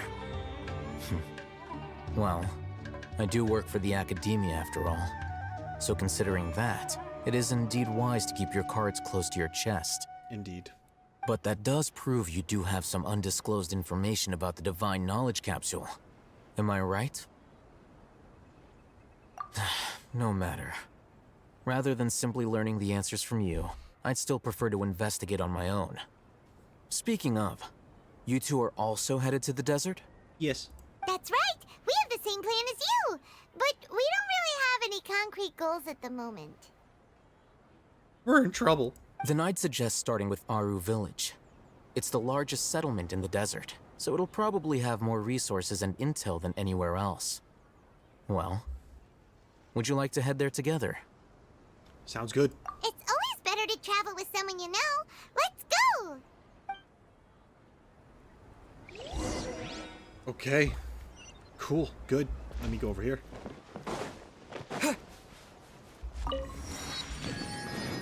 Alright, and then we're gonna go to Aru Village. Yes.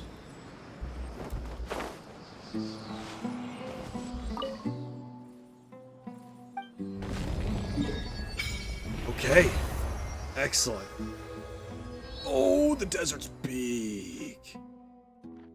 Oh, it's big. I knew that. I knew it was gonna be big.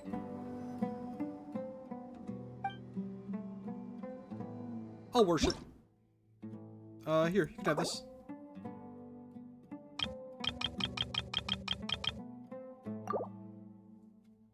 I could have just offered all. Whoops. It's alright. Let me just grab that real quick. Hey, beautiful. Alright, and then... Before us lies Aru Village, the safe haven of the desert folk. Whoa, this landscape is really something else. What a cool place! Let's go check it out!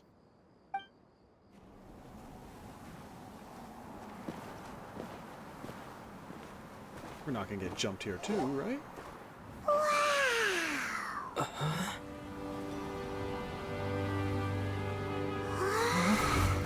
Oh, what the heck? Oh boy!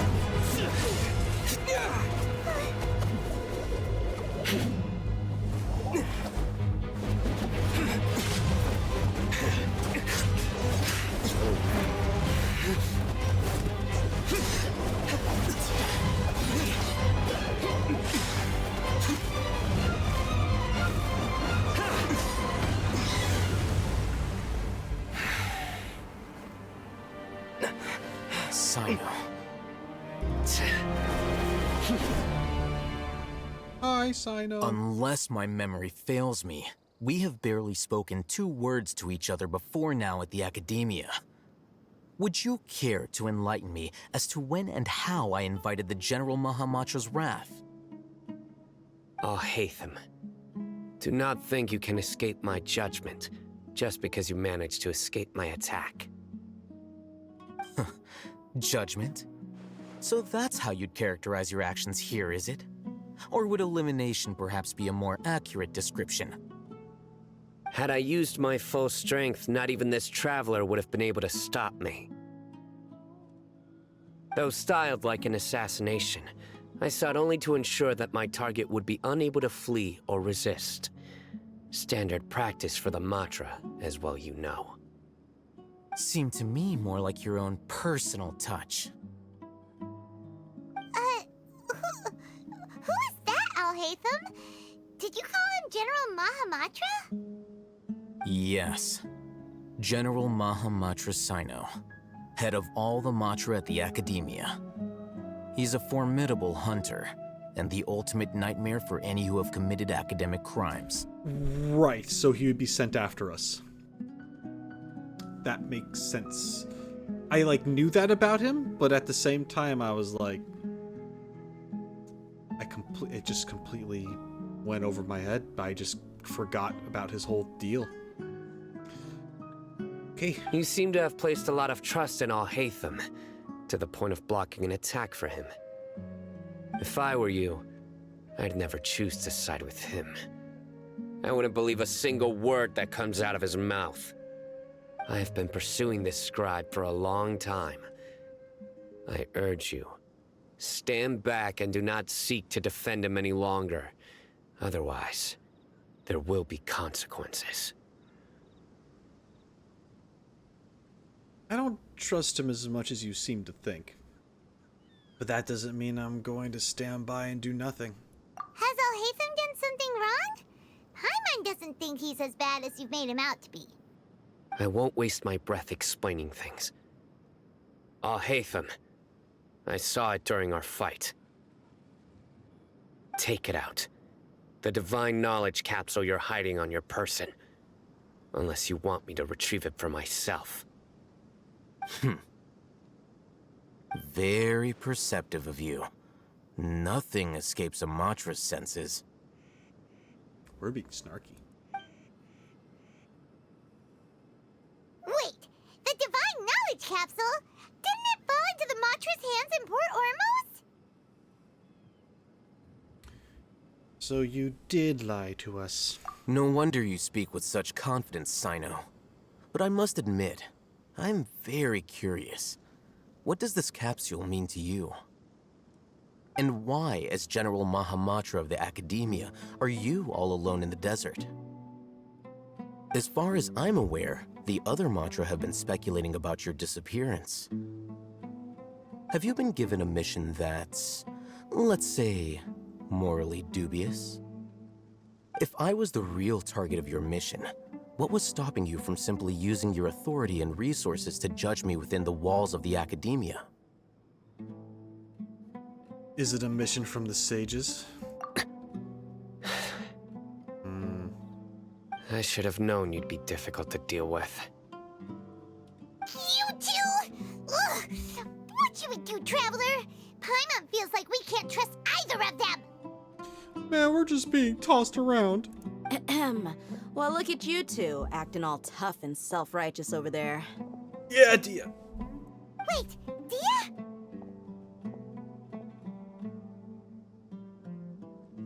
Great! Finally, someone that we can trust! You gotta help us out here, otherwise these two are gonna start fighting again! Yeah, sure looks that way. Two giants from the Akademiya duking it out once and for all. Not something you get to see every day, that's for sure. Listen, I know you academic types love to fill up your big brains with self-righteous morality and lord your empty rules and virtues over each other. But how dare you bring your petty disputes into the safe haven of Aru Village? Yeah. It seems like someone's gonna have to beat some sense into your thick skulls until you finally learn to respect these grounds. Great, now she's fighting too. Can't win.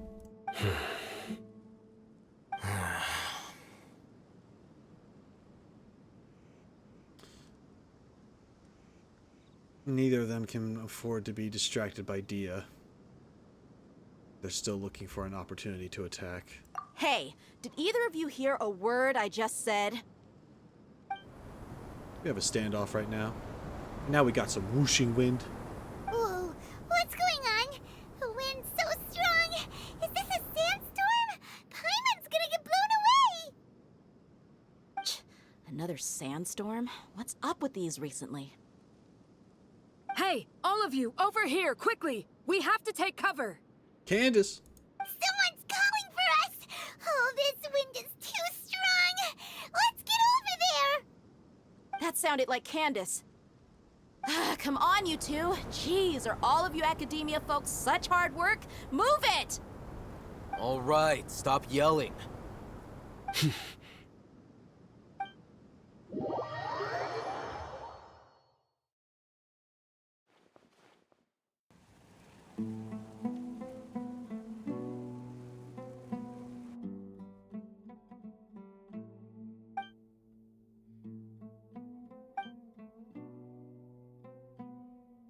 Well, this is pretty awkward. And now you made it more awkward by saying that. Hey, wanna play sardines with three people who wanna tear each other limb from limb? Sure, why not? Sounds fun. The air is so thick and heavy. Paimon can hardly keep floating anymore. My sincerest apologies, everyone. This is the home of our village chief. I will have to ask you to make do with this small room until the sandstorm dies down. The room looks pretty spacious to me. Please, let me introduce myself. I am Candace, protector of Aru Village. Our savior has come at last! Nice to meet you, Candace. The name's Paimon. Thank you so much for helping us. You have my gratitude. There's no need to thank me. It's only right to help each other when the weather gets rough. Wow, she's so gentle and caring. Like a nice older sister. Unlike those guys over there. Well, we just shared like 2 sentences with her. Let's All right. hold out. Now that we're all better acquainted, we should return to the topic at hand. As a guardian charged with the responsibility to protect my fellow villagers from harm, I was observing your conflict from afar, even before the sandstorm started. And now that you have set foot within Aru Village itself, it is all the more my responsibility to make absolutely sure that you pose no threat whatsoever to us.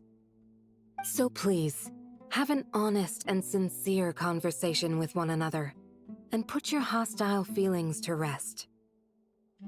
Candace mediating the whole thing. If anyone dares to start anything again while they are under this roof, I will not hesitate to send them out for some quality time with the creatures of the sandstorm. Oh! On second thought, Paimon may have misjudged Candace's character. Yeah, see, that's what happens when you, like, judge someone based off of, like, one thing they say, Paimon. And that goes for you too, Miss Dia. Do I make myself clear? All right, we got it, Candace. That's what I like to hear. So which of you will begin? He started it. I was supposed to be a mediator, but I might have gotten a little too involved just now. Anyway, one of those two should probably start talking. Yeah, Dia's way of mediating was like, hey, you guys need to calm down, and I'll beat the crap out of you in order to make that happen. Meanwhile, they're ignoring her at their standoff. Candace in here having us all talk together, but she's like, I'ma throw someone out if you act up. Man, everyone here is just... Can't we all just get along? Wait, that was you trying to be a mediator? I have nothing to hide, so there's no shame in explaining myself. While Alhaitham wasn't wrong about the other Matra not knowing my whereabouts, it's not because I've been assigned a morally dubious mission. Rather, I've chosen to exile myself. Interesting. Huh? Exile yourself?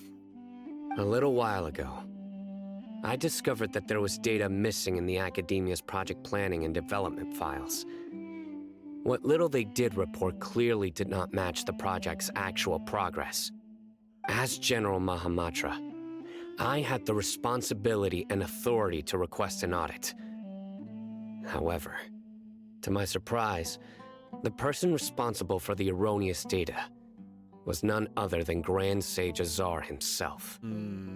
I tried to investigate the issue myself before submitting a formal audit request, but I soon found that all leads and potential pieces of incriminating evidence were carefully concealed from me. I began to realize that they were cautious of me from the very beginning. Unsurprisingly, the Grand Sage rejected my audit request as soon as the submission reached his desk. He even said to me, "The power of the General Mahamatra is granted by the sages. You have no right to judge us." So they really are up to no good. I realized then that to the Grand Sage, the Matra are nothing more than tools for the sages to assert and maintain their control over knowledge. The vows that we took, the principles that we strive to uphold, they are meaningless to the Akademiya of today. So you then decide to exile yourself? I believed it would be wise to flee the Akademiya before the sages had a chance to take action against me. This way, they can no longer see nor predict my actions. I will never give up on this investigation. There's no need for someone else to give me power or authority. Once I find the truth, I will administer judgment by my own name. Okay. Saito seems to have the same goal as us. We're all investigating the sages. Plus, now that he's no longer the General Mahamatra, he somehow feels a lot less scary. Still too early to trust him completely. What if that whole story was just made up? Well, Sino, if that's your story, then why did you see Alhaitham as a target? When I was investigating the matter in the Akademiya, I overheard a conversation between Alhaitham and a sage. The sages asked you to investigate a blonde-haired traveler. Do you dispute this, Alhaitham? Oh? What? Like many parts of the project, this assignment was undocumented. Now throw in your suspicious behavior with the Divine Knowledge Capsule, and I think we deserve an explanation.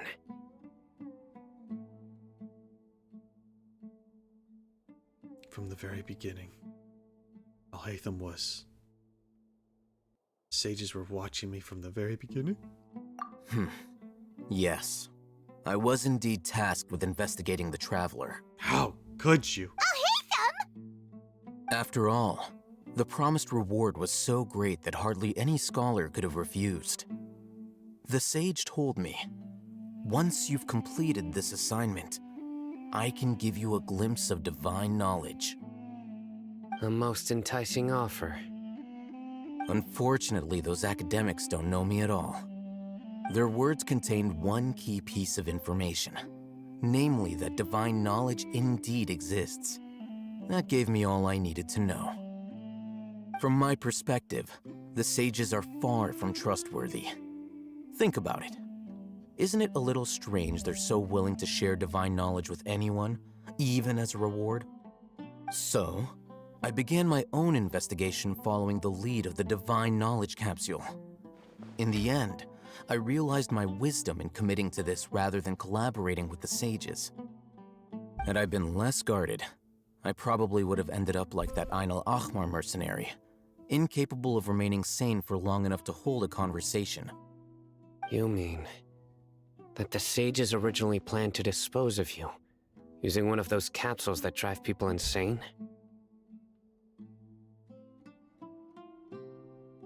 What about your encounter with me? Did you join forces with me just so you could investigate me? I'd already given up on the assignment by then. Okay. I only told the Akademiya I was waiting in Port Ormos for you to appear so they wouldn't suspect anything. Right. So it came as quite a surprise when I encountered my erstwhile target while investigating the Divine Knowledge Capsule. Criminals do love to talk about coincidences. Even though I ran into the Traveler by chance, I had no intention of providing assistance to the Akademiya. Also, you should remember, you were the ones who decided to follow me and strike up a conversation after I left that tavern. Now that you mention it, things did go like that. Is that enough to prove his innocence? That's true. Alhaitham helped us out at Caravan Rebat as well. Maybe he's telling the truth. I'm willing to apologize, if that's worth anything to you. Yes. I took the Divine Knowledge Capsule behind your back because I judged its existence to be a significant risk. I felt that it would be best for no one to interact with it before it had been properly studied. After all, curiosity often proves to be the most dangerous thing in this land. You should be well aware, Scribe Alhaitham, that curiosity can also lead you to danger and suspicion. Answer me this. Did the sages share any information about their project with you? Have I not made myself clear? You and I are both distrusted by the Akademiya. Do you really think they would tell me anything? Fine. Although you haven't completely proven your innocence, I won't regard you as an enemy, for now. As you wish. Good. I'm glad to see you two clearing up your misunderstandings. And now you, Dia. I believe it's your turn. Oh, sorry. Whatever the boys were talking about must have been so boring that I spaced out. My situation is pretty straightforward. My employer, Dunyarzad of the Homayani family, is friends with the Traveler and is currently recovering from her illness at home. I had nothing going on, so I decided to return to Aru Village for a visit. I was actually looking forward to a pretty exciting time getting back together with everyone here. But then I saw these two random guys in the middle of a pointless argument. It ticked me off, and things went downhill from there. Is that all? Well, I will admit that definitely sounds like your style. In that case, welcome back, Dia. That's more like it. I missed you all so much, Candace. Whoa! What was that sound? No need to worry. Now that you're no longer at each other's throats, please, make yourselves at home. I'll take a quick trip outside to clear out some of those creatures in the sandstorm. I see. Creatures? In the sandstorm? Are you sure you don't want some backup? Fighting in a sandstorm is not for the faint-hearted. Anyone without extensive training in these conditions is at a disadvantage. You needn't worry. Yeah, just leave him to Candace. Don't worry, she's as tough as they come. Okay. The wind's died down. That means the sandstorm's over, right? Candace still isn't back yet, though. Is she alright? Maybe we should go out and check on her. When you put it that way, even I'm starting to feel a little worried. All right, let's go. We've been here long enough, and the boys are as chatty as the floor. We gotta go outside. We gotta find Candace.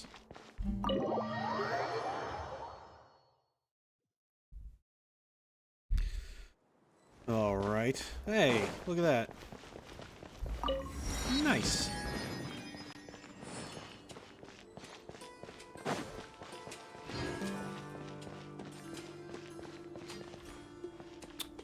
Yep. Definitely in the desert now. That's cool. That's just swell. Join the Eremites and embrace a wonderful new life. I want to be like Nah, I'm alright. when I grow up.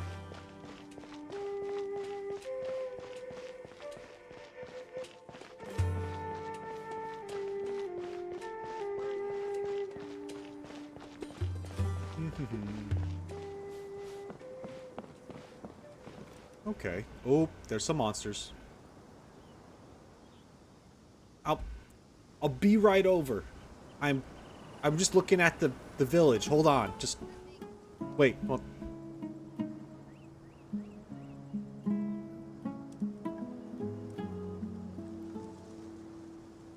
It's pretty cool. The music has been on point. I meant to mention it a while ago. There were some scenes where the music was going. I was like, like just very in it. And now we're in like a new area, you know, still in Sumeru, but now the desert. And yeah, we have that like acoustic guitar sound right now. I'm enjoying it. All right, I'm ready. Thank you for waiting for me. I appreciate it. I'm here to help. Oh, Candace, you're still fighting? You've been out here dealing with these creatures the entire time? Yes, they just keep coming in waves. I've lost count of how many I've defeated. Before I realized it, even the sandstorm had stopped. Not only is she really strong, her stamina is also something else. Ah! Here comes another wave! Leave this round to us. I got interrupted earlier, but now I have something to take my anger out on. Good. It's been a while since I've seen the Flame Mane in action. I'll leave these to you then. I'll be sure to put on a good show. Let's go! We're going. All right. Ow. Yeah! We're way beyond access denied.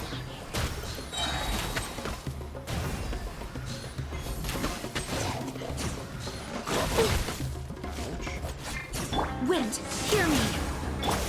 For Rex Lapis. Here comes another wave. When are they ever gonna let up?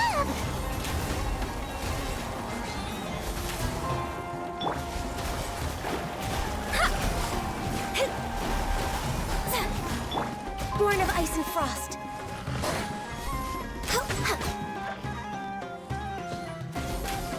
Oops, missed. We're way beyond. Propagate! Decided by destiny. No touching.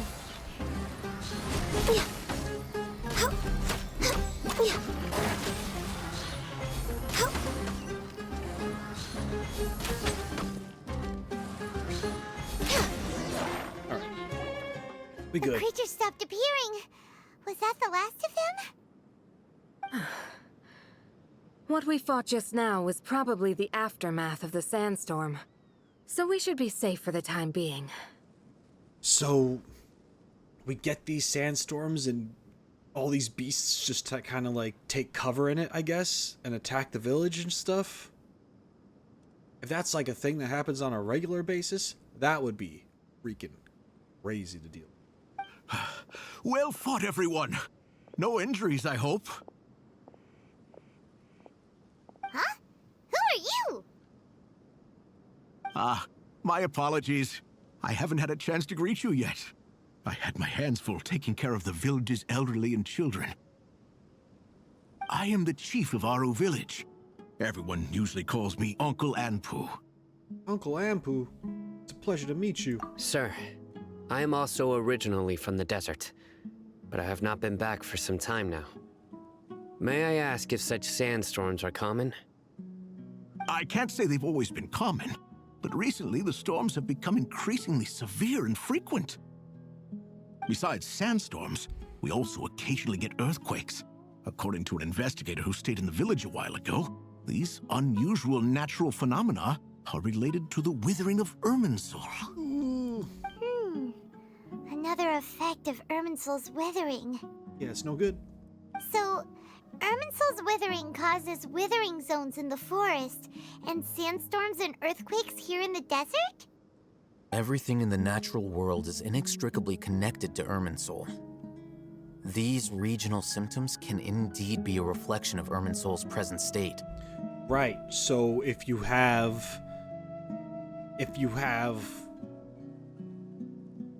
Balladeer, God, Self, do Irminsul shenanigans, and it's connected to everything, it's kind of a problem. Everyone in Aru Village needs to take good care of themselves. Speaking of which, why haven't I seen a single village keeper since I got here? Village keeper? Who are they? Village guards like Candace? Does your curiosity know no bounds? Village Keeper is how Aru Village refers to mad scholars exiled here by the Akademiya. Most of them are scholars who lost their sanity after a period of training in the Avidya forest. Okay. Interesting. The Akademiya believes that their crazed mutterings may have a negative effect on the psyches of other scholars. So, they're forcibly exiled to the desert. Though if you ask me, it's all a boatload of nonsense. Hypatia was also nearly exiled to the desert. Yeah. Alas, that's exactly what we've been trying to investigate. One by one, the village keepers have been mysteriously disappearing without a trace. Well, that's no good. But no one in the village has ever seen them leave.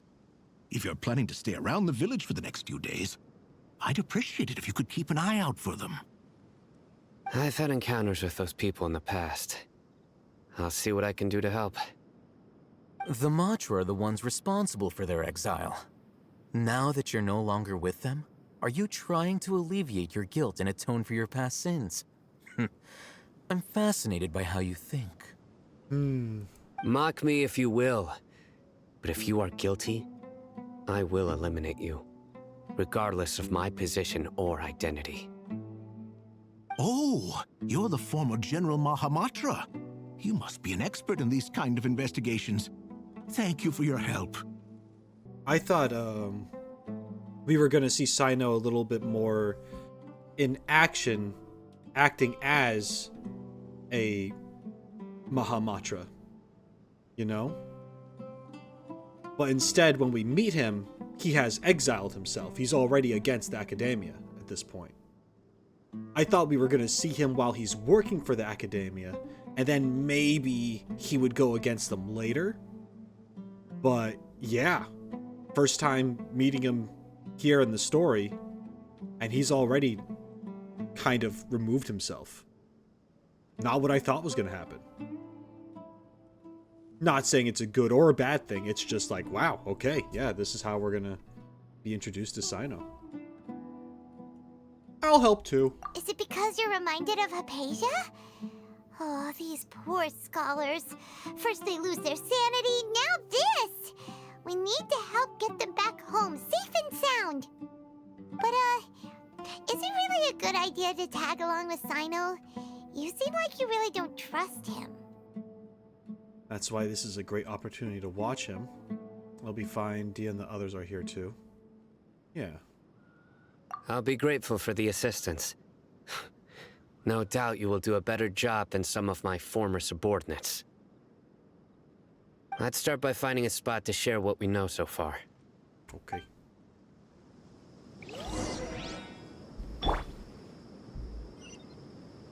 Alright, we're gonna go back into the village and we're gonna talk things out.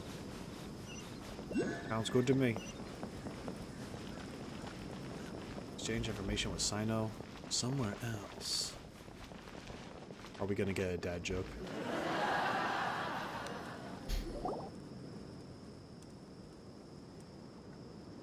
Although I've sent myself into exile, I'm still doing essentially the same things as before.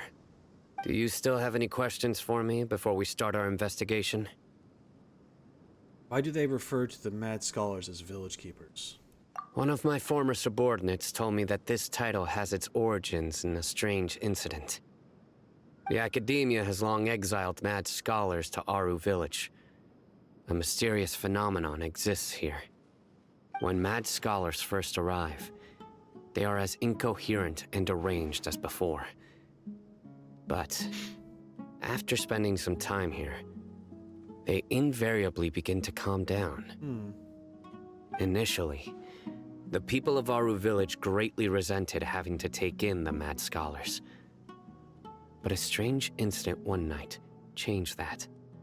Aru Village was struck by the strongest earthquake in living memory. Seeing buildings on the verge of collapse all around him, the then chief of the village was preparing to take everyone to safety. Suddenly, he noticed a mad scholar crouching in a corner, caressing the ground with his hands. A soft, green light radiated from him, like a divine glow against the backdrop of night. Despite the powerful tremors that ripped through the ground that night, all the houses remained upright, almost as if they had grown roots reaching deep into the ground. In the end, not a single building collapsed, and no one was hurt. After that, the people of Aru Village treated the mad scholars with greater kindness, and began to refer to them as the village keepers. I like that, that's cool. A soft green light? A mad scholar protecting Aru Village? What do you make of it, Traveler? Must have been Nahida's power. Only she could be capable of that. Paimon thinks so too. Actually, Cyno, do you know if any of the mad scholars continued to wear their Akasha terminals at Aru Village? In theory, they would continue wearing them so the Akademiya could still monitor their activities. With that said, the main Akasha system would no longer have any interaction with them. Oh, no wonder! Everything makes sense then! Add in the fact that they calmed down, it was probably Nahida who calmed them. It's pretty cool. If you are able to draw a conclusion from this one story alone, then it appears you possess much more information than I do. So, what do you make of the story? The mad scholar's power likely came from Lesser Lord Kusanali. Lesser Lord Kusanali was actually the one who protected the village. Really? Lesser Lord Kusanali. What? You don't believe us? Lesser Lord Kusanali was definitely using the Akasha to give her power to the Mad Scholars! No, it's not so much that I don't believe you. I'm just struck by your reasoning. Lesser Lord Kusanali, the current Dendro Archon. Is she really active in Sumeru? The Akademiya has always placed far greater importance on the late Greater Lord Rukkhadevata. They've more or less ignored Lesser Lord Kusanali, and I've never had any reason to doubt their views. Well, In addition, I've never heard any stories about Lesser Lord Kusanali and her deeds. To me, she might as well have been a god that never existed. And that's the problem. No way! Nahida definitely exists! She's a... how should Paimon put it? She's a good Archon who's kind and wise. Even if she says weird stuff sometimes. Yeah, and possesses people. But whatever. I actually really like Nahida. She also saved me once not long ago.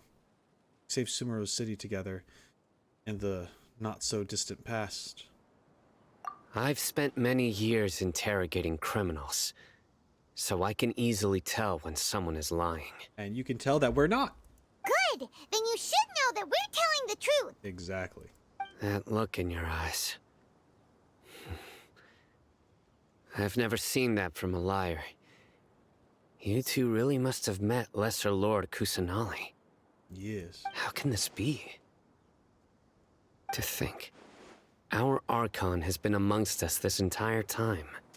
Yep. Alright, now it's our turn to put our skills to good use for this investigation. You betcha. But easier said than done, especially since we don't have any leads. Maybe we can start by knocking on some doors. Excuse me, are you here to help me find my grandpa? I remember you. Huh? Who are you? Or maybe not. By the sounds of it, a resident of this village. My name is Isak. You'll help me find my grandpa, right? I was thinking of the event with Kale. Not the storyteller's son, but there was like another NPC wearing the exact same outfit, and their hair was kind of like a brownish red. And I'm like, oh, it's that, but this is also, I think this is a different brown. Doesn't matter. Same model again. Is your grandpa a mad scholar? Hey, don't say that. Grandpa is just Grandpa. Why do you have to call him that? It's not like he's a bad person or anything. Just tell me if he's a mad scholar. Or tell me if he's a village keeper. Maybe that will be better. The person you're referring to is not a local, yet you are. Why do you call him Grandpa? Grandpa is just Grandpa. He's my family. I heard everything you said to the village chief. Please, you gotta take me with you. I want to find my grandpa. I swear I'll help. I won't be a nuisance. It's a trap. Ah, so you're the one who was eavesdropping on us around the village chief's house. I was planning to go out and take care of whoever it was, but I had a vague feeling that they didn't harbor any ill intent. Okay, well that's good. Glad you didn't destroy a child. Whoa. Hatham wasn't kidding about Matra having sharp senses. Sino, he's just a kid. All he wants is to find his grandpa. Let's find a way to help him. Sorry. I was only listening in because I wanted to know where Grandpa went. Honest. If you don't believe me, you can ask Miss Candace. Please help him, Sino. All right. But first, let's confirm the facts with Candace.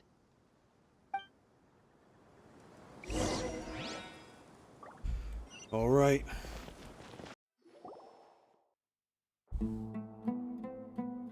Sino is super vigilant.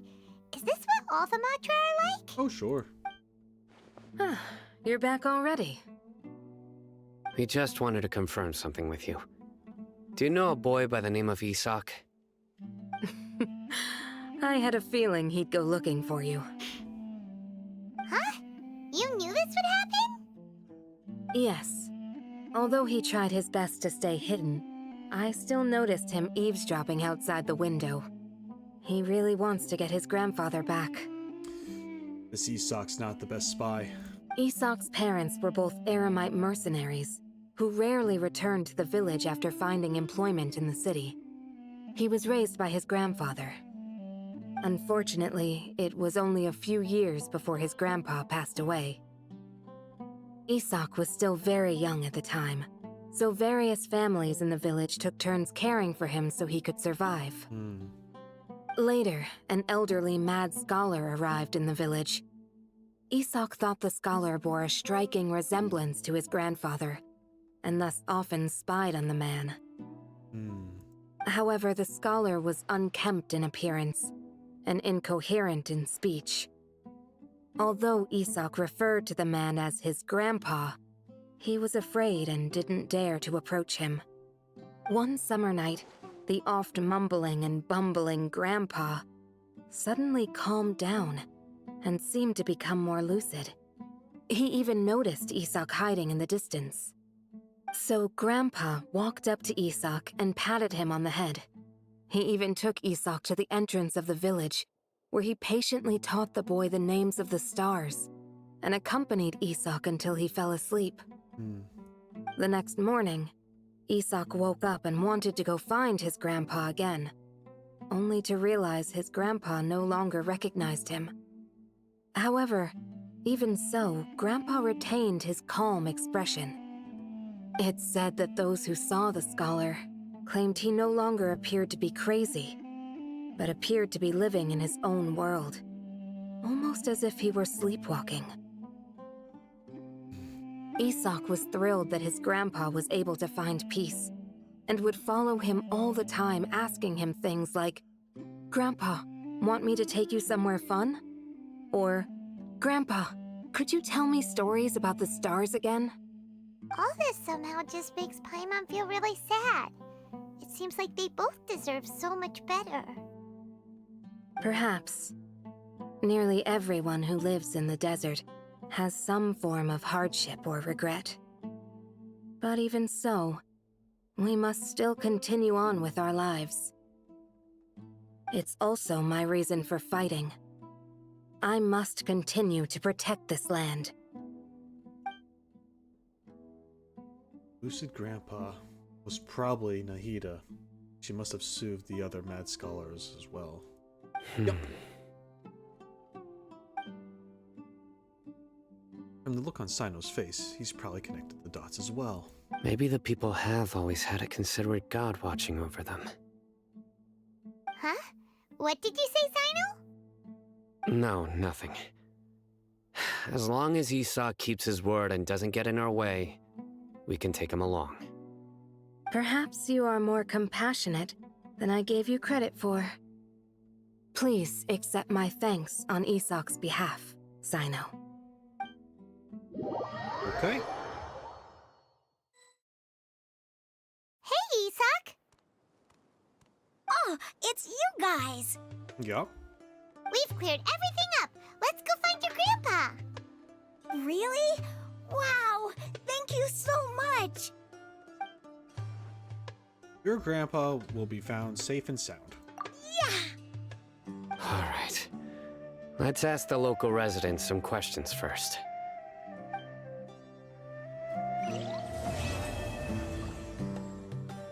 Oh. I guess that was it. Right? I'll just talk a little bit about my thoughts here. This was crazy. Loved the animation that we got showing Scar.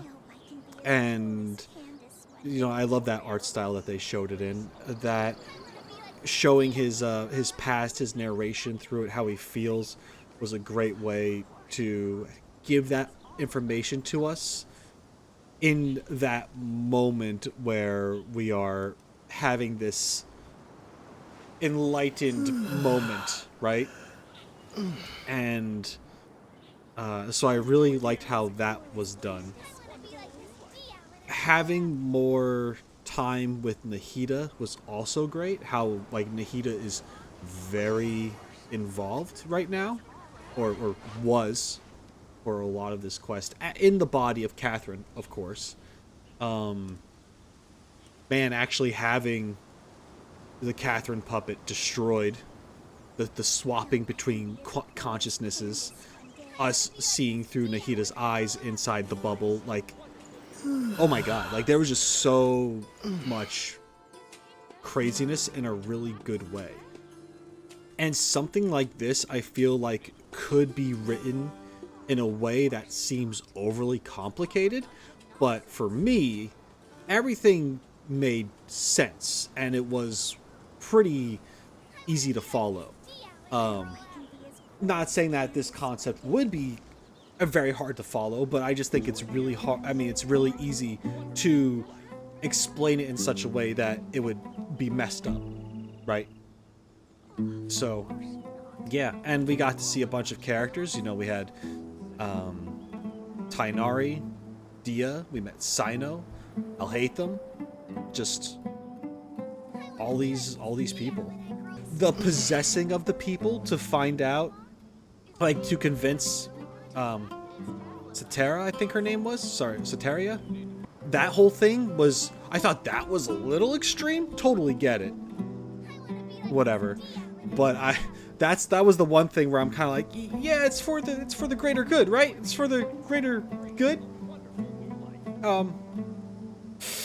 Yeah. But at the same time, it was ultimately for a good cause. But then we have the doctor show up, and oh god, I just feel, I really do feel the hatred for the guy, you know, because I see the doctor and I think about Kale, and I think about all the other things that have been referenced that he does, and now there's this whole thing and how he was manipulating all the people on the bridge in his way, and it's just like, this guy, this guy, you know? So, yeah. Like I've said, I've seen a lot of, I mean, I've seen the version trailers. I've seen a lot of what kind of happens in its trailer-like way, obviously. And I have to say, I'm still pleasantly surprised with how they presented everything.